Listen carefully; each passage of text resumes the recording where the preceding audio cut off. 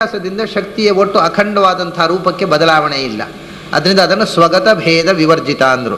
ಸ್ವಗತ ಭೇದ ವಿವರ್ಜಿತನ ಈರ್ಬಗೆಯ ರೂಪವನ್ನರಿತು. ಈ ಎರಡು ಬಗೆಯ ರೂಪ, ಒಂದು ಖಂಡರೂಪ, ಅದು ಖಂಡರೂಪ ಒಂದೇ ಅಲ್ಲ, ಅನಂತಾನಂತ ಖಂಡರೂಪಗಳು, ವಿಭಾಗ ಖಂಡರೂಪಗಳು ಮತ್ತು ಅಖಂಡ ರೂಪಗಳು ಅಂತ ಎರಡು ಬಗೆಯ ರೂಪಗಳು. ಈರ್ಬಗೆಯ ರೂಪವನ್ನರಿತು.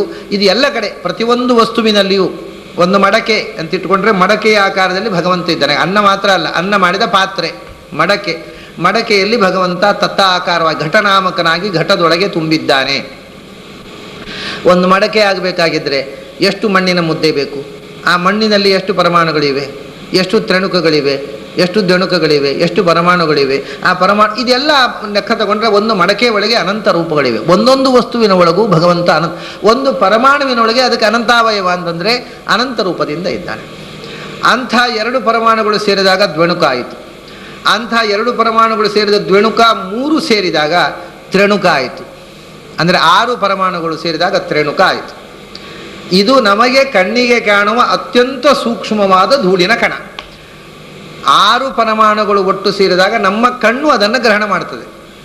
ಅಂದರೆ ಪರಮಾಣು ಅಂದರೆ ನಮಗೆ ಕಣ್ಣಿಗೆ ಕಾಣುವ ಅತ್ಯಂತ ಸೂಕ್ಷ್ಮ ವಸ್ತುವಿನ 6ನೇ ಒಂದು ಅಂಶ. ಆ ಪರಮಾಣುವು ಕಾಣೋದು ಯಾವಾಗ ಅಂದರೆ ಸಹಜವಾಗಿ ಕಾಣೋದಿಲ್ಲ. ಕಿಟಕಿಯಲ್ಲಿ ಅದು ಗಾಳಿಯಲ್ಲಿ ಹಾರುತ್ತಾ ಇದ್ದಾಗ ಸೂರ್ಯನ ಕಿರಣ ಹಾದರೆ ಸೂರ್ಯನ ಕಿರಣದ ಬೆಳಕಿಗೆ ಚಿಕ್ಕ ಚಿಕ್ಕ ಕಣಗಳು ಆ ಬೆಳಕಿನಲ್ಲಿ ಹಾದು ಹೋಗುವುದು ಕಾಣುತ್ತೆ. ಇದು ಸಹಜವಾಗಿ ಕಾಣೋದಿಲ್ಲ. ಅಂಥ 4 ತ್ರಣುಕಗಳು ಅಂದರೆ 24 ಪರಮಾಣುಗಳು ಒಟ್ಟಾದಾಗ ಚತುರ್ಣಕ. ಅಲ್ಲಿ ತನಕ ವ್ಯವಸ್ಥಿತ. ಆಮೇಲೆ ಅವು ಇಂಥ ಲಕ್ಷೋಪಲಕ್ಷ ಚತುರ್ಣಕಗಳು ಒಂದು ಮಡಕೆ ಆಗಲಿಕ್ಕೆ ಬೇಕು. ಅಂಥ ಲಕ್ಷೋಪಲಕ್ಷ ಚತುರ್ಣಕಗಳಾದರೆ ಒಂದೊಂದು ಚತುರ್ಣಕದಲ್ಲಿ 24 ಪರಮಾಣುಗಳಿವೆ. ಒಂದೊಂದು ಅಣುವಿನಲ್ಲಿಯೂ ಅನಂತ ರೂಪಗಳು. ಹೀಗೆ ಒಂದು ಮಡಕೆಯನ್ನು ತಗೊಂಡ್ರೆ ಅಥವಾ ಒಂದು ಚತುರ್ಣಕವನ್ನು ತಗೊಂಡ್ರೆ, ಒಂದು ತ್ರಣುಕವನ್ನು ತಗೊಂಡ್ರೆ, ಒಂದು ದ್ವಣುಕವನ್ನು ತಗೊಂಡ್ರೆ, ಒಂದು ಪರಮಾಣುವನ್ನು ತಗೊಂಡ್ರೆ, ಆ ಒಂದೊಂದು ವಸ್ತುವಿನಲ್ಲಿಯೂ ಭಗವಂತನ ಅನಂತ ರೂಪಗಳಿವೆ. ಈ ಒಂದೊಂದು ಪರಮಾಣುವಿನಲ್ಲೂ ಇರುವ ಭಗವಂತನ ಅನಂತ ರೂಪದ ಚಿಂತನೆಯನ್ನು ಮಾಡತಕ್ಕಂಥ ಉಪಾಸನೆ ಇದು ನಮಗೆ ಸಂಬಂಧಪಟ್ಟದ್ದಲ್ಲ. ವಿಷಯ ಗೊತ್ತಿರಬೇಕು ಅಂತ ಶಾಸ್ತ್ರಕಾರ ಹೇಳ್ತಾರೆ. ಇದು ಉಪಾಸನೆ ಮಾಡಲಿಕ್ಕೆ ಸಾಧ್ಯ ಇಲ್ಲ.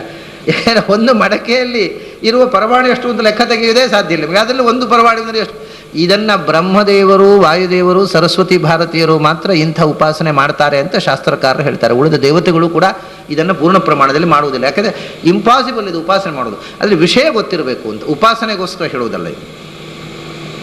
ಈರ್ಬಗೆಯ ರೂಪವನ್ನು ಅರಿತು ಭುಂಜಿಸಿ ಅಷ್ಟೇ. ಹೀಗೆ ಅನಂತ ರೂಪಗಳಿವೆ ಅಂತ ತಿಳ್ಕೊಳ್ಳೋದು ಅಷ್ಟೇ.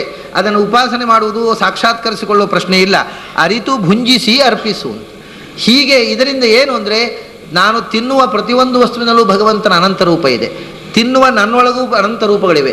ಈ ಅನಂತ ರೂಪಗಳು, ಈ ಅನಂತ ರೂಪಗಳ ಪರಸ್ಪರ ವ್ಯಾಪಾರವೇ ಭೋಜನ ಕ್ರಿಯೆ ಅಂತ ತಿಳ್ಕೊಂಡ್ರೆ ಈ ಎಲ್ಲ ಕ್ರಿಯೆ ಮಾಡ್ತಾ ಒಳಗಿದ್ದು ಅವನು ಮಾಡುವವನು ಅವನೇ, ಹೊರಗಿದ್ದು ಮಾಡುವವನು ಅವನೇ, ತಿನ್ನುವವನು ಅವನೇ, ತಿನ್ನಲ್ಪಡುವವನು ಅವನೇ, ಎಲ್ಲ ಕ್ರಿಯೆಗಳು ಅವನಿಂದ ಅಂತ ತಿಳಿದಾಗ ಅವನಿಗೆ ಇದು ಅರ್ಪಿತ ಅಂತ. ಯತ್ ಕರೋಷಿ ಯಜ್ಜುಹೋಷಿ ದದಾಸಿ ಯದಶ್ನಾಸಿ ಅಂತುಂಟಲ್ಲ, ಏನು ತಿನ್ನುತ್ತೀಯೋ ಯತ್ ತಪಸ್ಸಿಸಿ ಕೌಂತೆಯೇ ತತ್ ಕುರುಷ್ವ ಮದರ್ಪಣಂ. ಅದನ್ನು ಹೇಳೋದು. ಏನನ್ನು ನೀನು ತಿಂತೀಯೋ ಯದಶ್ನಾಸಿ ತತ್ ಕುರುಷ್ವ ಮದರ್ಪಣಂ, ನೀನು ತಿನ್ನುವುದೆಲ್ಲವನ್ನು ನನಗೆ ಅರ್ಪಿಸು ಅಂತ ಕೃಷ್ಣ ಹೇಳಿದನಲ್ಲ. ತಿನ್ನುವುದನ್ನು ಭಗವಂತನಿಗೆ ಅರ್ಪಿಸುವುದು ಅಂದ್ರೆ ಏನು? ನಾನು ತಿನ್ನುವುದು ನಿನ್ನ ಹೊಟ್ಟೆ ತುಂಬಲಿ ಅಂತ ಹೇಳೋದಾ? ತಿನ್ನೋದು ನಾನು ತಿಂತೇನೆ, ನೀನು ಹೊಟ್ಟೆ ತುಂಬ ಹಾಗಲ್ಲ. ನಾವು ತಿನ್ನುವುದು ನಾವೇ, ಅದನ್ನು ಭಗವಂತನಿಗೆ ಅರ್ಪಣೆ ಮಾಡೋದು ಅಂದ್ರೆ ಏನು? ತಿನ್ನುವ ಆಹಾರದಲ್ಲಿಯೂ ತಿನ್ನುತ್ತಿರುವ ತನ್ನಲ್ಲಿಯೂ ಇರತಕ್ಕ ಭಗವದ್ ರೂಪಗಳ ಚಿಂತನೆ ಮಾಡಿ ಈ ಭಗವದ್ ರೂಪಗಳಿಗೆ ಇದು ಅರ್ಪಿತವಾಗಲಿ ಅಂತ ಅನುಸಂಧಾನ. ಅದನ್ನು ಕೃಷ್ಣ ನನಗೆ ನೀನು ತಿನ್ನುವುದನ್ನು ಅರ್ಪಿಸು ಅಂತ ಹೇಳುವುದರ ಅನುಸಂಧಾನ ಹೇರಬೇಕು ಅಂದರು. ಅರಿತು ಭುಂಜಿಸಿ ಅರ್ಪಿಸು ಅವನ ಅಡಿಗೆ. ಭಗವಂತನ ಪಾದಕ್ಕೆ ಇದನ್ನು ಅರ್ಪಿಸಿ ಬಿಡುವುದು ಅಂದರೆ ಇದರ ಅರಿವು. ತಿನ್ನುವ ವಸ್ತುವಿನಲ್ಲಿಯೂ ತಿನ್ನುವವನಲ್ಲಿಯೂ ಭಗವಂತನ ರೂಪಗಳಿವೆ. ಆ ರೂಪಗಳ ವ್ಯಾಪಾರವೇ ಈ ನಿರಂತರ ಕ್ರಿಯೆ ಅಂತ. ಸಾಮಾನ್ಯವಾಗಿ ಹಾಗಾದರೆ ಎಲ್ಲ ಪದಾರ್ಥಗಳಲ್ಲಿ ಏನೇನು ರೂಪಗಳಿವೆ ಅಂತಾಯಿತು. ತಿನ್ನುವವನಲ್ಲಿ, ಆಹಾರದಲ್ಲಿ, ಅದರಲ್ಲಿ ಇರತಕ್ಕ ಅನಂತ ರೂಪಗಳು ಗೊತ್ತಾಯ್ತು ನಮಗೆ. ಈಗ ಇದನ್ನು ತಿಳ್ಕೊಂಡು ಏನು ಮಾಡಬೇಕು? ಈ ಪರಿಯಲ್ಲಿ ಅರಿತು ಉಂಬನರ ನಿತ್ಯೋಪವಾಸಿ, ನಿರಾಮಯನು, ನಿಷ್ಪಾಪಿ, ನಿತ್ಯ ಮಹತ್ ಸುಯಜ್ಞಗಳ ಆಚರಿಸಿದವನು, ಪೋಪುದಿಪ್ಪುದು ಬಪ್ಪುದು ಎಲ್ಲ ರಮಾಪತಿಗೆ ಅಧಿಷ್ಠಾನವೆನ್ನು ಕೃಪಾಪಯೋನಿಧಿ ಮಾತನಾಲಿಸುತಿಹ ಜನನಿಯಂತೆ ಅಂತ. ಇಲ್ಲಿ ಒಂದು ರೀತಿಯಿಂದ ಭೋಜನದ ಅನುಸಂಧಾನದ ಉಪಸಂಹಾರ ಪದ್ಯ ಇದು. ಈ ಪರಿಯಲ್ಲಿ ಅರಿತು ಉಂಬನರ, ಹೀಗೆ ತಿಳಿದು ಉಂಡರೆ ಇದನ್ನು ಉಪಾಸನೆ ಮಾಡುವುದೇನೂ ಇಲ್ಲ. ಈ ಪ್ರತಿ ಸರ್ತಿ ಊಟ ಮಾಡುವಾಗಲೂ ಕೂಡ ಈ ಎಲೆಗೆ ಎಷ್ಟು ಅಗಳು ಹಾಕಿದರು ಅಂತ ಲೆಕ್ಕ ತೆಗೆದು ಆಗಳು ಲೆಕ್ಕ ಮಾಡಿ ಆ ಆಗಳಿನಲ್ಲಿ ಎಷ್ಟು ಪರಮಾಣುಗಳಿವೆ ಅಂತ ಲೆಕ್ಕ ಮಾಡಿ ಅದೇ ಊಟವೇ ಮಾಡಲಿಕ್ಕೆ ಸಾಧ್ಯ ಇಲ್ಲ. ಆ ರೀತಿ ಅಲ್ಲ. ಆದರೆ ಈ ಪ್ರತಿಯೊಂದು ಇಷ್ಟು ವಿಷಯ ತಿಳಿದು ಬಿಟ್ಟರೆ ಉಣ್ಣುವಾಗ ಅದೇ ಯಜ್ಞ ಆಗೋದು. ಈ ವಿಷಯ ನಮಗೆ ತಿಳಿದು ಬಿಟ್ಟರೆ ನಾವು ಉಣ್ಣುವಾಗ ಇದರ ಎಚ್ಚರ ಇರ್ತದೆ. ಓಹೋ, ನಾನು ತಿನ್ನುವಂಥ ನನ್ನೊಳಗೆ ಭಗವಂತ ನನ್ನ ನಾಡಿಗಳಲ್ಲಿ ನಿಂತು ಪಚನ ಕ್ರಿಯೆ ಮಾಡ್ತಾ ಇದ್ದಾನೆ. ಈ ಅನ್ನ ಒಂದೊಂದು ಅಗಳಿನ ಅನಂತ ಅವಯವಗಳಲ್ಲಿ ಭಗವಂತನ ರೂಪ ಇದೆ. ಏನು ಲೀಲೆಯಪ್ಪ ಇದು ಭಗವಂತನದು ಅಂತ ಇಷ್ಟು ನಮ್ಮ ಮನಸ್ಸಿನಲ್ಲಿ ಕೂತು ಬಿಟ್ಟರೆ ಪ್ರತಿ ಬಾರಿ ಉಣ್ಣುವಾಗಲೂ ಈ ಕಾನ್ಸೆಪ್ಟ್ ಇರ್ತದೆ ಅಷ್ಟೇ. ಊಟ ಕೂತು ಎಲೆ ಬುಡದಲ್ಲಿ ಇಷ್ಟೆಲ್ಲ ಅನುಸಂಧಾನ ಮಾಡುವಂಥ ದಾಸರು ಹೇಳ್ತಾ ಇಲ್ಲ.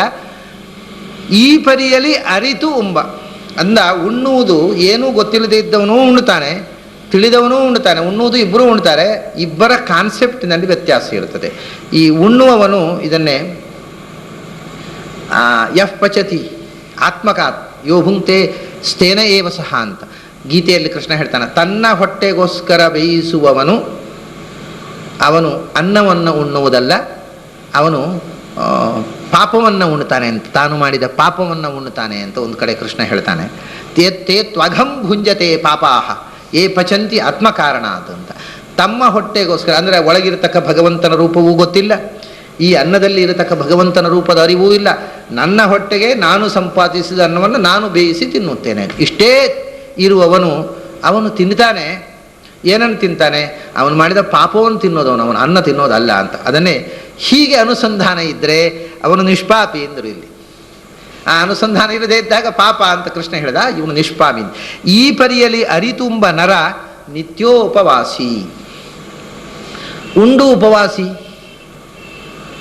ಅವನು ಉಂಡರೂ ಕೂಡ ಅವನು ಜ್ಞಾನಿಯಾದವನು, ಎಲ್ಲವನ್ನೂ ಭಗವಂತ ಮಾಡ್ತಾನೆ ಅಂತ ತಿಳಿದು ಮಾಡುವವನು.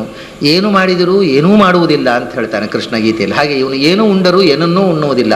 ಯಾಕೆಂದರೆ ಉಣ್ಣುವುದರಿಂದ ಬರತಕ್ಕ ಲೇಪ, ಯಾವುದೇ ಕ್ರಿಯೆ ನಮಗೆ ಅಂಟಿಕೊಳ್ಳುವುದು ಯಾವಾಗ ಅಂದರೆ ಇದು ನನಗೆ, ನನ್ನದು, ನಾನು ಅನ್ನುವಂಥ ಅಭಿಮಾನದಿಂದ. ಈ ಕ್ರಿಯೆಯ ಹಿಂದೆ ಭಗವಂತನ ರೂಪಗಳು, ಒಳಗೆ ಹೊರಗೆ ಇರುವ ಭಗವಂತನ ರೂಪದ ಅನುಸಂಧಾನದಿಂದ ಈ ಅನ್ನದಾಗಳು ಒಳಗಿರತಕ್ಕ ಭಗವಂತನಿಗೆ ಅರ್ಪಣೆ, ಆಹುತಿಯಾಗಿ ನಾನು ಅರ್ಪಿಸಿದ್ದೇನೆ, ಇದು ಪ್ರಾಣಾಗ್ನಿಹೋತ್ರ ಅಂತನ್ನುವ ಯಜ್ಞ ಭಾವನೆಯಿಂದ ಉಂಡರೆ ಅವನಿಗೆ ಅದು ಆ ಉಣ್ಣುವುದರಿಂದ ಬರತಕ್ಕಂಥ ಯಾವುದೇ ಲೇಪ, ಅಟ್ಯಾಚ್ಮೆಂಟು ಇಲ್ಲ. ಆದ್ದರಿಂದ ಅವನು ನಿತ್ಯ ಉಪವಾಸಿ. ಉಪವಾಸ ಮಾಡಿ ಉಂಡ ದೋಷವನ್ನು ಪಡೆಯಬಹುದು, ಉಂಡು ಉಪವಾಸದ ಫಲವನ್ನು ಪಡೆಯಬಹುದು ಶಾಸ್ತ್ರ ಪ್ರಕಾರ. ಯಾಕೆಂದರೆ ಇಟ್ ಈಸ್ ಎ ಕಾನ್ಸೆಪ್ಟ್. ಉಪವಾಸ ಏಕಾದಶಿ ದಿವಸ ಉಪವಾಸ ಮಾಡಿ ಉಂಡ ದೋಷವನ್ನು ಪಡೆಯಬಹುದು, ನಿತ್ಯ ಉಂಡು ಉಪವಾಸದ ಫಲವನ್ನು ಪಡೆಯಬಹುದು. ಹೇಗೆ ಅಂದರೆ ಈ ಉದಾಹರಣೆ, ಏಕಾದಶಿ ಉಪವಾಸ ಮಾಡಿ ಉಂಡ ದೋಷವನ್ನು ಪಡೆಯಬಹುದು. ಉಪವಾಸ ಕೂತ್ಕೊಳ್ಳೋದು, ಉಪವಾಸ ಕೂತ್ಕೊಂಡು ಮಧ್ಯಾಹ್ನ ಆಯಿತು, ಮಧ್ಯಾಹ್ನ ತನಕ ಸ್ವಲ್ಪ ತಡ್ಕೊಂಡಿತ್ತು, ಮಧ್ಯಾಹ್ನ ಹಸಿವು ಶುರುವಾಯಿತು. ಅಯ್ಯೋ ಗ್ರಹಚಾರ, ಯಾವಾಗ ಮುಗಿಯುತ್ತೆ ಈ ಏಕಾದಶಿ? ಈ ಏಕಾದಶಿ ಮುಗಿದ್ರೆ ಸಾಕು, ಬೆಳಗಾತ ದ್ವಾದಶಿ ಆದರೆ ಸಾಕು, ಯಾವಾಗ ಎಲೆಗೆ ಅನ್ನ ಹಾಕ್ತಾರೆ ಅಂತ ಏಕಾದಶಿಗೆ ಶಾಪ ಹಾಕ್ತಾ ಉಣ್ಣದೆ ಕೂತ್ರೆ ಉಣ್ಣೋ ಧೈರ್ಯ ಇಲ್ಲ. ಏಕಾದಶಿ ಉಣ್ಣಬಾರದಂತೆ, ಉಂಡ್ರೆ ಏನಾಗುತ್ತೋ ಏನೋ ಭಯ. ಭಕ್ತಿಯಿಂದ ಉಪವಾಸ ಮಾಡಿದ್ದಲ್ಲ, ಹೆದರಿಕೆ. ಇವತ್ತಿನ ಎಲ್ಲ ಧರ್ಮಾಚರಣೆಯೂ ಭಯಗ್ರಸ್ತವಾದ ಧರ್ಮಾಚರಣೆ. ಯಾಕೆ ಮಾಡೋದಂದ್ರೆ ಗೊತ್ತಿಲ್ಲದೆ ಇದನ್ನು ಮಾಡಬೇಕು ಅಂತ, ಯಾಕೆ ಮಾಡದಿದ್ರೆ ಏನಾಗುತ್ತೋ ಗೊತ್ತಿಲ್ಲ ಅಂತ ಬೆಳಗಿನ ಸಂಜೆ ತನಕ ಧರ್ಮಾಚರಣೆ. ಹೀಗೆ ಮಾಡ್ತಾ, ಭಯದಲ್ಲಿ ಮಾಡ್ತಾ, ಅದರ ಹಿಂದೆ ಇರತಕ್ಕಂಥ ತತ್ವದ ಅರಿವಿಲ್ಲದೆ ಮಾಡ್ತಾ, ಮತ್ತು ಮಾಡ್ತಾ ಮಾಡುವುದರ ಬಗ್ಗೆ ಪಶ್ಚಾತ್ತಾಪ ಪಡ್ತಾ, ಏಕಾದಶಿ ಉಣ್ಲಿಕ್ಕಿಲ್ವಲ್ಲ, ಅಯ್ಯೋ ಆಚೆ ಮನೆಯಲ್ಲಿ ಒಳ್ಳೆ ಈರುಳ್ಳಿ ಬಜೆಟ್ ಪರಿಮಳ ಬರ್ತಾ ಇದೆ, ಇವತ್ತು ತಿನ್ನಲಿಕ್ಕಿಲ್ಲ, ಅಲ್ಲ ನಾಳೆಯೂ ಈರುಳ್ಳಿ ಎಲ್ಲರೆದುರು ತಿನ್ನುವಾಗಿಲ್ಲ, ತಿಂದರೆ ಈರುಳ್ಳಿ ತಿಂತಾನೆ ಅಂತಂತಾರೆ, ತಿಂದಿದ್ರು ಗುಟ್ಟಿಗೆ ತಿನ್ನಬೇಕು. ಹೀಗೆಲ್ಲ ಯೋಚನೆ ಮಾಡ್ತಾ ಏಕಾದಶಿ ಮಾಡಿದರೆ ಖಂಡಿತವಾಗಿ ಅವತ್ತು ಉಪವಾಸ ಮಾಡಿದ ಫಲ ಬರೋದಿಲ್ಲ. ಉಪವಾಸ ಮಾಡಿ ಉಪವಾಸದ ಫಲವನ್ನು ಅಂದರೆ ಅವನ ಮನಸ್ಸಲ್ಲಿ ಉಣ್ಣುವ ಕ್ರಿಯೆಯೇ ಕೆಲಸ ಮಾಡ್ತಾ ಇರೋದು. ಯಾವಾಗ ಉಂಡೇನು, ಯಾವಾಗ ತಿಂದೇನು ಅಂತ ಅವನ ಮೂಗು ಅರಳಿಕೊಂಡು ಯಾವುದೋ ಕಂಪನ್ನು, ಗ್ರಹಣ ಭಕ್ಷ ಅಂತೂ ಆಗುತ್ತೆ ಏಕಾದಶಿ ದಿವಸ. ಇದನ್ನು ನಿರೀಕ್ಷೆ ಮಾಡ್ತಾ ಉಣ್ಣುವ ಕ್ರಿಯೆಯನ್ನೇ ಮರುದಿವಸ ಯಾವಾಗ ದ್ವಾದಶಿ ಎಲೆಗೆ ಅನ್ನ ಬೀಳುತ್ತೆ ಅನ್ನುವುದನ್ನೇ ಯೋಚನೆ ಮಾಡ್ತಾ ಕೂತವ ಉಪವಾಸ ಮಾಡಿದರೆ ವ್ಯರ್ಥ. ಯಾಕೆಂದರೆ ಅವನು ಉಪವಾಸದಲ್ಲಿ ಆನಂದವನ್ನು ಕಾಣಬೇಕು. ಮತ್ತು ಆ ಉಪವಾಸದ ಮೂಲಕ ಉಪವಾಸ ಎತ್ತರದಲ್ಲಿ ಅವನ ಮನಸ್ಸಿರಬೇಕು. ಉಪವಾಸ ಮಾಡುವ ಮೂಲಕ ಮನಸ್ಸು ಅಧಪಾತ ಹೊಂದಿದರೆ ಉಪವಾಸ ಅಂತ ನಾನು ನಿಜವಾದ ಅರ್ಥ ಏನು? ಮಾನಸಿಕವಾಗಿ ಎತ್ತರದಲ್ಲಿ ಇರುವುದು. ಹೊಟ್ಟೆ ಖಾಲಿ ಮಾಡಿ ಮನಸ್ಸನ್ನು ಎತ್ತರಕ್ಕೆ ಕಳಿಸಬೇಕು. ಯಾಕಂದರೆ ವೆಯ್ಟ್ ಜಾಸ್ತಿ ಆದರೆ ಮೇಲಕ್ಕೆ ಹೋಗೋದಿಲ್ಲ. ಅದು ಈ ಮನಸ್ಸು ಅನ್ನೋದು ಒಂದು ಪುಗ್ಗೆ ಇದ್ದ ಹಾಗೆ ಅಂತಿಟ್ಕೊಳ್ಳಿ. ಅದಕ್ಕೆ ಕೆಳಗಿನಿಂದ ಹೊಟ್ಟೆ ಇದೆ. ಆ ಹೊಟ್ಟೆ ಅಂತಂದರೆ ಅದಕ್ಕೆ ಒಂದು ಕಲ್ಲು ಕಟ್ಟಿ ನೀವು ಇಟ್ಟುಬಿಟ್ರೆ ಪುಗ್ಗೆ ಮೇಲಕ್ಕೆ ಹೋಗೋದಿಲ್ಲ. ಬೆಲೂನು ಮೇಲಕ್ಕೆ ಹೋಗೋದಿಲ್ಲ, ಕೆಳಗಿನಿಂದ ಒಂದು ಕಲ್ಲು ಕಟ್ಟಿದರೆ ಹಾಗೆ ಈ ಹೊಟ್ಟೆಯ ಆಹಾರ ಅನ್ನೋದು ಅದಕ್ಕೆ ಒಂದು ಕಲ್ಲು ಕಟ್ಟಿದ ಹಾಗೆ, ಅದು ಮೇಲಕ್ಕೆ ಹೋಗೋದಾಗ ಎಳೆದು ಕೆಳಕ್ಕೆ ನಿಲ್ಲಿಸ್ತದೆ. ಆ ಕಲ್ಲು ತೆಗೆದುಬಿಟ್ರೆ ಬಲೂನು ಮೇಲಕ್ಕೆ ಹಾರುತ್ತೆ. ಹಾಗೆ ಈ ಉಪವಾಸ ಅಂತಂದರೆ ಮನಸ್ಸಿಗೆ ಕಟ್ಟಿದ ಕಲ್ಲನ್ನು ತೆಗೆದು ಬಿಡೋದು. ಆವಾಗ ಮನಸ್ಸು ಅನ್ನೋ ಬೆಲೂನು ಮೇಲಕ್ಕೆ ಹಾರಬೇಕು ಅಂತ. ಉಪರಿವಾಸ ಅದು ಮೇಲಕ್ಕೆ ಹೋಗಬೇಕು ಅಂತ. ಅದಲ್ಲದೆ ಮತ್ತು ಅನ್ನದಲ್ಲೇ ಬಿದ್ದಿದ್ರೆ ಉಪವಾಸವೇ ಇಲ್ಲ. ಉಪವಾಸ is A mental concept, it is not fasting. ಹಾಗಾಗಿ ಉಪವಾಸ ಎತ್ತರದಲ್ಲಿ ವಾಸ ಮಾಡಬೇಕು ಮನಸ್ಸು. ಅದಕ್ಕೆ ಹೊಟ್ಟೆಯ ಭಾರವನ್ನು ಕಮ್ಮಿ ಮಾಡೋದು, ಆ ಬೆಲೂನು ಮೇಲಕ್ಕೆ ಹೋಗ್ಲಿಕ್ಕೋಸ್ಕರ. ಹೀಗೆ ಉಪವಾಸ ಮಾಡಿದರೆ ಆಯಿತು. ಉಣ್ಣುವವನು ಈ ರೀತಿ ಅನುಸಂಧಾನ ಮಾಡಿದವನು, ಈ ರೀತಿ ಉಣ್ಣುವವನು ನಿತ್ಯವೂ ಅವನ ಮಾನಸಿಕವಾಗಿ ಎಷ್ಟು ಎತ್ತರದಲ್ಲಿದ್ದಾನೆ ನೋಡಿ. ಉಂಡೂ ಕೂಡ ಅವನು ಉಣ್ಣುವ ಕ್ರಿಯೆಗೆ ಅಟ್ಯಾಚ್ಮೆಂಟ್ ಇಲ್ಲದೆ ಈ ಅನ್ನದಲ್ಲೂ ಭಗವಂತನನ್ನು ಕಂಡಿದ್ದಾನೆ, ಒಳಗಿಂದಲೂ ಭಗವಂತನ ಕಂಡಿದ್ದಾನೆ. ಅನಂತ ಭಗವಂತನ ರೂಪಗಳ ಅನುಸಂಧಾನ ರೂಪವಾದ ಎತ್ತರದ ವಾಸ, ಉಪವಾಸ ನಿತ್ಯ ಇದೆ ಅವನಿಗೆ. ಆದ್ದರಿಂದ ಈ ರೀತಿ ಉಣ್ಣುವುದು ಉಪವಾಸ. ಉಪವಾಸ ಮಾಡಿಯೂ ಭಗವಂತನ ಚಿಂತನೆ ಮಾಡದೆ ಅನ್ನದ ಚಿಂತನೆ ಮಾಡೋದು ಊಟ. ಭಗವಂತನ ಚಿಂತನೆ ಉಪವಾಸ, ಅನ್ನದ ಚಿಂತನೆ ಊಟ, ಹೊರಗಿನಿಂದ ಕ್ರಿಯೆ. ಅದರಿಂದ ಏಕಾದಶಿ ದಿವಸ ಉಣ್ಣದೆ ಅನ್ನದ ಮತ್ತು ತಿಂಡಿಯ ಯೋಚನೆಯೇ ಮಾಡ್ತಾ ಇದ್ದರೆ ಅದು ಉಪವಾಸ ಅಲ್ಲ. ಉಣ್ಣುತ್ತಾ ಇದ್ದಾಗಲೂ ಭಗವಂತನ ಚಿಂತನೆ ಮಾಡ್ತಾ ಇದ್ದರೆ ಅದು ಉಪವಾಸ. ಈ ಪರಿಯಲ್ಲಿ ಅರಿತುಂಬ ನರ ನಿತ್ಯೋಪವಾಸಿ. ಮತ್ತೆ ನಿರಾಮಯ, ಇದು ಒಂದು. ಮತ್ತೆ ಅವನು ನೀರೋಗಿ ಎಂದು, ನಿಷ್ಪಾಪ ಅಂತ ಮತ್ತೆ ಹೇಳ್ತಾರೆ. ಅವನು ಪಾಪ ಇಲ್ಲ, ಉಣ್ಣುವುದರಿಂದ ಬರುವ ಪಾಪಗಳು ತುಂಬ ಇವೆ, ಅದು ಬೇರೆ. ಅವನು ನಿರಾಮಯ ಅಂತ, ಅವನಿಗೆ ರೋಗಗಳು ಬರುವುದಿಲ್ಲ ಅಂದರು. ರೋಗಗಳು ಬರುವುದು ಯಾವಾಗಲೂ ಕೂಡ ಮೂಲಭೂತವಾಗಿ ಆಹಾರದಿಂದ ರೋಗ ಬರುತ್ತೆ ಅಂತ ಡಾಕ್ಟ್ರುಗಳು ಏನು ತಿಂದ್ರಿ ಅಂತ ಕೇಳ್ತಾರೆ. ಜ್ವರ ಬಂತು ಅಂತಂದುಕೊಳ್ಳಿ, ಏನು ಅಪಥ್ಯ ಏನು ಮಾಡಿದಿರಿ. ಈ ಮೊನ್ನೆ ಈ ಒಂದು ತಿಂಗಳ ಕೆಳಗೆ ಬೆಂಗಳೂರಿನಲ್ಲಿ ಮಾವಿನ ಹಣ್ಣು ತಿಂದುಕೊಳ್ಳೆ ಜ್ವರ ಬರ್ತಿತ್ತು ಎಲ್ರಿಗೂ. ಅದನ್ನ ಜ್ವರ ಬಂತು ಅಂತ ಹೋದ ಕೂಡಲೇ ಮಾವಿನ ಹಣ್ಣು ತಿಂದರು ಅಂತ ಕೇಳ್ತಿದ್ರು ಡಾಕ್ಟ್ರು. ಜ್ವರ ಬಂದ ಕೂಡಲೇ ಅವರ ಡಯಾಗ್ನೋಸಿಸ್ ಮೊದಲು ಪಲ್ಸ್ ನೋಡೋದಲ್ಲ, ಮಾವಿನ ಹಣ್ಣು ತಿಂದ್ರಿಯೋ ಅಂತ ಕೇಳ್ತಿದ್ರು. ಯಾಕೆಂದರೆ ಬೆಂಗಳೂರಿನಲ್ಲಿ ಬೆಳೆದ ಎಲ್ಲ ಮಾವಿನ ಹಣ್ಣುಗಳಿಗೆ ಒಂದು ರೋಗ ಬಂದಿದೆ ಈ ಬಾರಿ, ಅದು ತಿಂದುಕೊಳ್ಳೆ ಜ್ವರ ಬರುತ್ತೆ ಅಂತ ಒಂದು ರಿಪೋರ್ಟ್ ಬಂದು ಆದ ತಕ್ಷಣ ಡಾಕ್ಟ್ರುಗಳು ಹೋದ ತಕ್ಷಣ ಜ್ವರ ಅಂದರೆ ಮಾವಿನ ಹಣ್ಣು ತಿಂದ್ರಿ ಅಂತ ಕೇಳೋರು. ಮಾವಿನ ಹಣ್ಣು ತಿನ್ಬೇಡಿ. ಹೀಗೆ ಆಹಾರದಿಂದ ರೋಗ ಬರುತ್ತೆ ಅನ್ನುವಂಥದ್ದು ಒಂದು ನಿಯಮ. ಸಾಮಾನ್ಯವಾಗಿ ಇವತ್ತು ಎಲ್ಲ ವೈದ್ಯಶಾಸ್ತ್ರದಲ್ಲಿಯೂ ಅಜೀರ್ಣ ಪ್ರಭವಾಹ ರೋಗ, ಆಹಾರ ತಿಂದ ಆಹಾರ ಕರಗದೇ ಇದ್ದರೆ ಜ್ವರ ಬರುವುದು ಅಂತ. ರೋಗಕ್ಕೆ ಮೂಲ ಹೊಟ್ಟೆ, ಆದ್ದರಿಂದ ಲಂಘನಂ ಪರಮೌಷಧಂ, ಇದು ವೈದ್ಯಶಾಸ್ತ್ರದ ನಿಯಮ. ಆಹಾರ ತಿನ್ನುವುದರಿಂದ ರೋಗ ಬರುವುದು, ಆಹಾರ ಕಮ್ಮಿ ಮಾಡಿದಷ್ಟು ಆರೋಗ್ಯ ಹೆಚ್ಚು, ಉಪವಾಸ ಮಾಡಿದಷ್ಟು ಆರೋಗ್ಯ ಹೆಚ್ಚು ಅಂತ. ಲಂಘನಂ ಪರಮೌಷಧಂ ಅಂತ. ಆದ್ದರಿಂದ ಉಣ್ಣದೇ ಇರುವುದು ಎಲ್ಲ ರೋಗಗಳಿಗೆ ಔಷಧ ಅಂತನ್ನುವುದು ಆರೋಗ್ಯಶಾಸ್ತ್ರದಲ್ಲಿ ನಮ್ಮ ವೈದ್ಯಶಾಸ್ತ್ರದ ಮೂಲ ಸೂತ್ರ. ಅದಕ್ಕೆ ಒಂದು ಹೊಸ ಇಂಟರ್ಪ್ರಿಟೇಷನ್ ಕೊಡ್ತಾ ಇದ್ದಾರೆ ಜಗನ್ನಾಥದಾಸರು. ನೀನು ತಿನ್ನಬಹುದು, ಮಾನಸಿಕವಾಗಿ ಉಪವಾಸ ಇದ್ದರೂ ಸಾಕು ಅಂತ.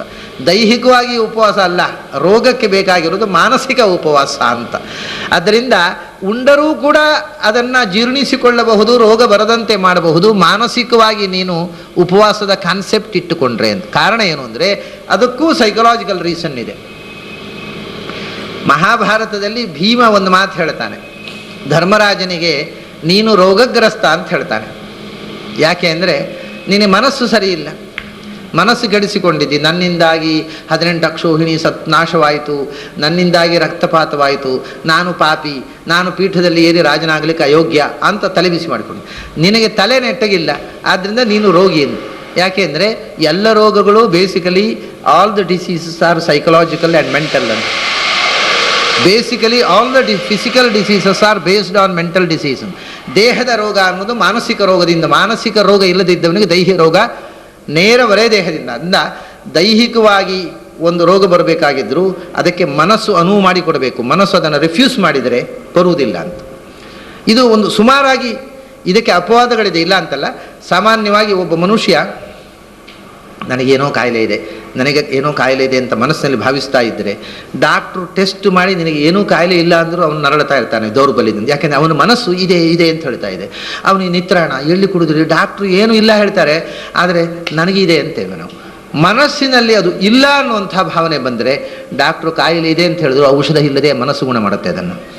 ಹಾಗಾಗಿ ಈ ದೈಹಿಕವಾದ ರೋಗಗಳಿಗೆ ಮೂಲ ಮನಸ್ಸಿನಲ್ಲಿದೆ ಅಂತ ಅನ್ನೋದನ್ನು ಶಾಸ್ತ್ರಕಾರರು ಹೇಳ್ತಾರೆ, ಆಯುರ್ವೇದವು ಹೇಳುತ್ತೆ, ನಮ್ಮ ತತ್ವಶಾಸ್ತ್ರವು ಹೇಳುತ್ತೆ, ವೈದ್ಯಶಾಸ್ತ್ರವು ಹೇಳುತ್ತೆ. ಇವತ್ತು ಮಾಡರ್ನ್ ವೈದ್ಯಶಾಸ್ತ್ರವು ಹೇಳ್ತಾರೆ. ಅಂದ ಸಾಮಾನ್ಯವಾಗಿ ಇವತ್ತು ಮದ್ದು ಕೊಡುವ ಮುಂಚೆ ರೋಗಿಗಳಿಗೆ ಒಂದು ಸೈಕೋಥೆರಪಿ ಮಾಡ್ತಾರೆ. ಸೈಕೋಥೆರಪಿ ಮಾಡಿ ಅವರ ಮಾನಸಿಕವಾಗಿ ಅವರನ್ನು ಪ್ರಿಪೇರ್ ಮಾಡಿ ಆಮೇಲೆ ಔಷಧ ಕೊಡೋದು. ಆಮೇಲೆ ಹೇಳ್ತಾರೆ ಅವರು ಔಷಧ ತಗೊಂಡ್ರು ಬಿಟ್ಟರು ತೊಂದರೆ ಇಲ್ಲ, ಸೈಕೋಥೆರಪಿಯೇ ಮುಖ್ಯ ಅಂತ ಹೇಳ್ತಾ ಇದ್ದಾರೆ ಈಗ. ಅಂದರೆ ಈ ಸೈಕೋಥೆರಪಿ ಉಂಟಲ್ಲ, ಊಟದ ಸೈಕೋಥೆರಪಿ, ದಾಸರು ಹೇಳೋದು ಊಟ ಅಂದರೆ ಏನು, ಅದು ಭಗವಂತನ ರೂಪಗಳ ಚಿಂತನ ಆಗಿಬಿಟ್ರೆ ಆವಾಗ ಆ ಮಾನಸಿಕವಾಗಿ ಆ ದಾರ್ಢ್ಯ ಬಂತಲ್ಲ. ಈ ಭಗವಂತ, ಹೊರಗಿರುವ ಭಗವಂತ, ಒಳಗಿರುವ ಇಷ್ಟು ಭಗವಂತರು ಕೂತು ನನಗೆ ಕಾಯಿಲೆ ಕೊಡ್ತಾರೇನೋ ಅವರು. ನಾನು ಉಂಡದ್ದು ಜಾಸ್ತಿ ಆದರೂ ರೋಗ ಬರಲಿಕ್ಕಿಲ್ಲ, ಕಮ್ಮಿ ಆದರೂ ತೊಂದರೆ ಆಗ. ಅಂದರೆ ಈ ಭಗವದ್ ರೂಪಗಳ ಚಿಂತನೆಯಿಂದ ಬರತಕ್ಕ ಮನೋದಾರ್ಢ್ಯದಿಂದ ಅವನಿಗೆ ಅನ್ನ ಮೂಲಕವಾದ ರೋಗಗಳೇ ಬರೋದಿಲ್ಲ. ನಿರಾಮಯನು, ಆ ಅನ್ನದಲ್ಲಿ ಈ ರೀತಿಯ ಚಿಂತನೆ ಅವನ ರೋಗ ಪರಿಹಾರಕವಾಗತ್ತೆ. ನಿರಾಮಯನು ನಿಷ್ಪಾಪಿ, ಮತ್ತು ಅನ್ನದಲ್ಲಿ ಅನೇಕ ಪಾಪಗಳು ಅಂಟುಕೊಳ್ಳುವುದು ಕೂಡ ಅನ್ನದಿಂದಲೇ. ಸಾಮಾನ್ಯವಾಗಿ ಅನ್ನದಲ್ಲಿ ಪ್ರತಿಯೊಬ್ಬ ನಮ್ಮ ಈ ಏಕಾದಶಿ ದಿವಸ ಅನ್ನ ಊಟ ಮಾಡಬಾರ್ದು, ಎಲ್ಲ ಪಾಪಗಳು ಅನ್ನದಲ್ಲಿರ್ತಾವೆ ಅಂತ ಹೇಳ್ತಾರೆ. ಹಾಗೆ ಪಾಪಗಳು ಇರುವುದೇ ಅನ್ನದಲ್ಲಿ. ಬರೀ ಏಕಾದಶಿ ದಿವಸ ಮಾತ್ರ ಅಲ್ಲ, ನಾವು ನಾವು ನಾವು ಸಂಪಾದಿಸಿದ ಹಣದಿಂದ ನಾವು ಅನ್ನವನ್ನು ತರ್ತೇವೆ, ಅಕ್ಕಿ ತರ್ತೇವೆ. ಆ ಅಕ್ಕಿ ತಂದಾಗ ಅದರಲ್ಲಿ ಇರತಕ್ಕಂಥದ್ದು ನಮ್ಮ ಸಂಪಾದನೆಯ ಫಲ, ಪ್ರತಿಫಲ ಅದು. ಅದರಿಂದ ನಾವು ಆ ದುಡ್ಡನ್ನು ಅನ್ಯಾಯ ಮಾರ್ಗದಿಂದ ಗಳಿಸಿದ್ದರೆ ಆ ಅನ್ನವು ಅನ್ಯಾಯದ ಅನ್ನ. ಅದನ್ನು 10 ಜನರಿಗೆ ನಾವು ಹಂಚಿದ್ದೇವೆ, ಅದನ್ನು 10 ಜನ ಉಣ್ಣುತ್ತಾರೆ. ಅವರಿಗೆಲ್ಲ ನಾನು ಅನ್ಯಾಯದಿಂದ ಒಬ್ಬನ ತಲೆ ಒಡೆದು, ಒಬ್ಬನ ದೋಚಿ ಅಥವಾ ಕದ್ದು ಒಂದಿಷ್ಟು ಹಣ ತಂದೆ ಅಂತ ಇಟ್ಕೊಳ್ಳಿ. ಒಬ್ಬನ ತಲೆ ಒಡೆದು ಒಬ್ಬನ ಮನೆಯಿಂದ ಒಂದಿಷ್ಟು ಹಣ ಕದ್ದು ತಂದೆ.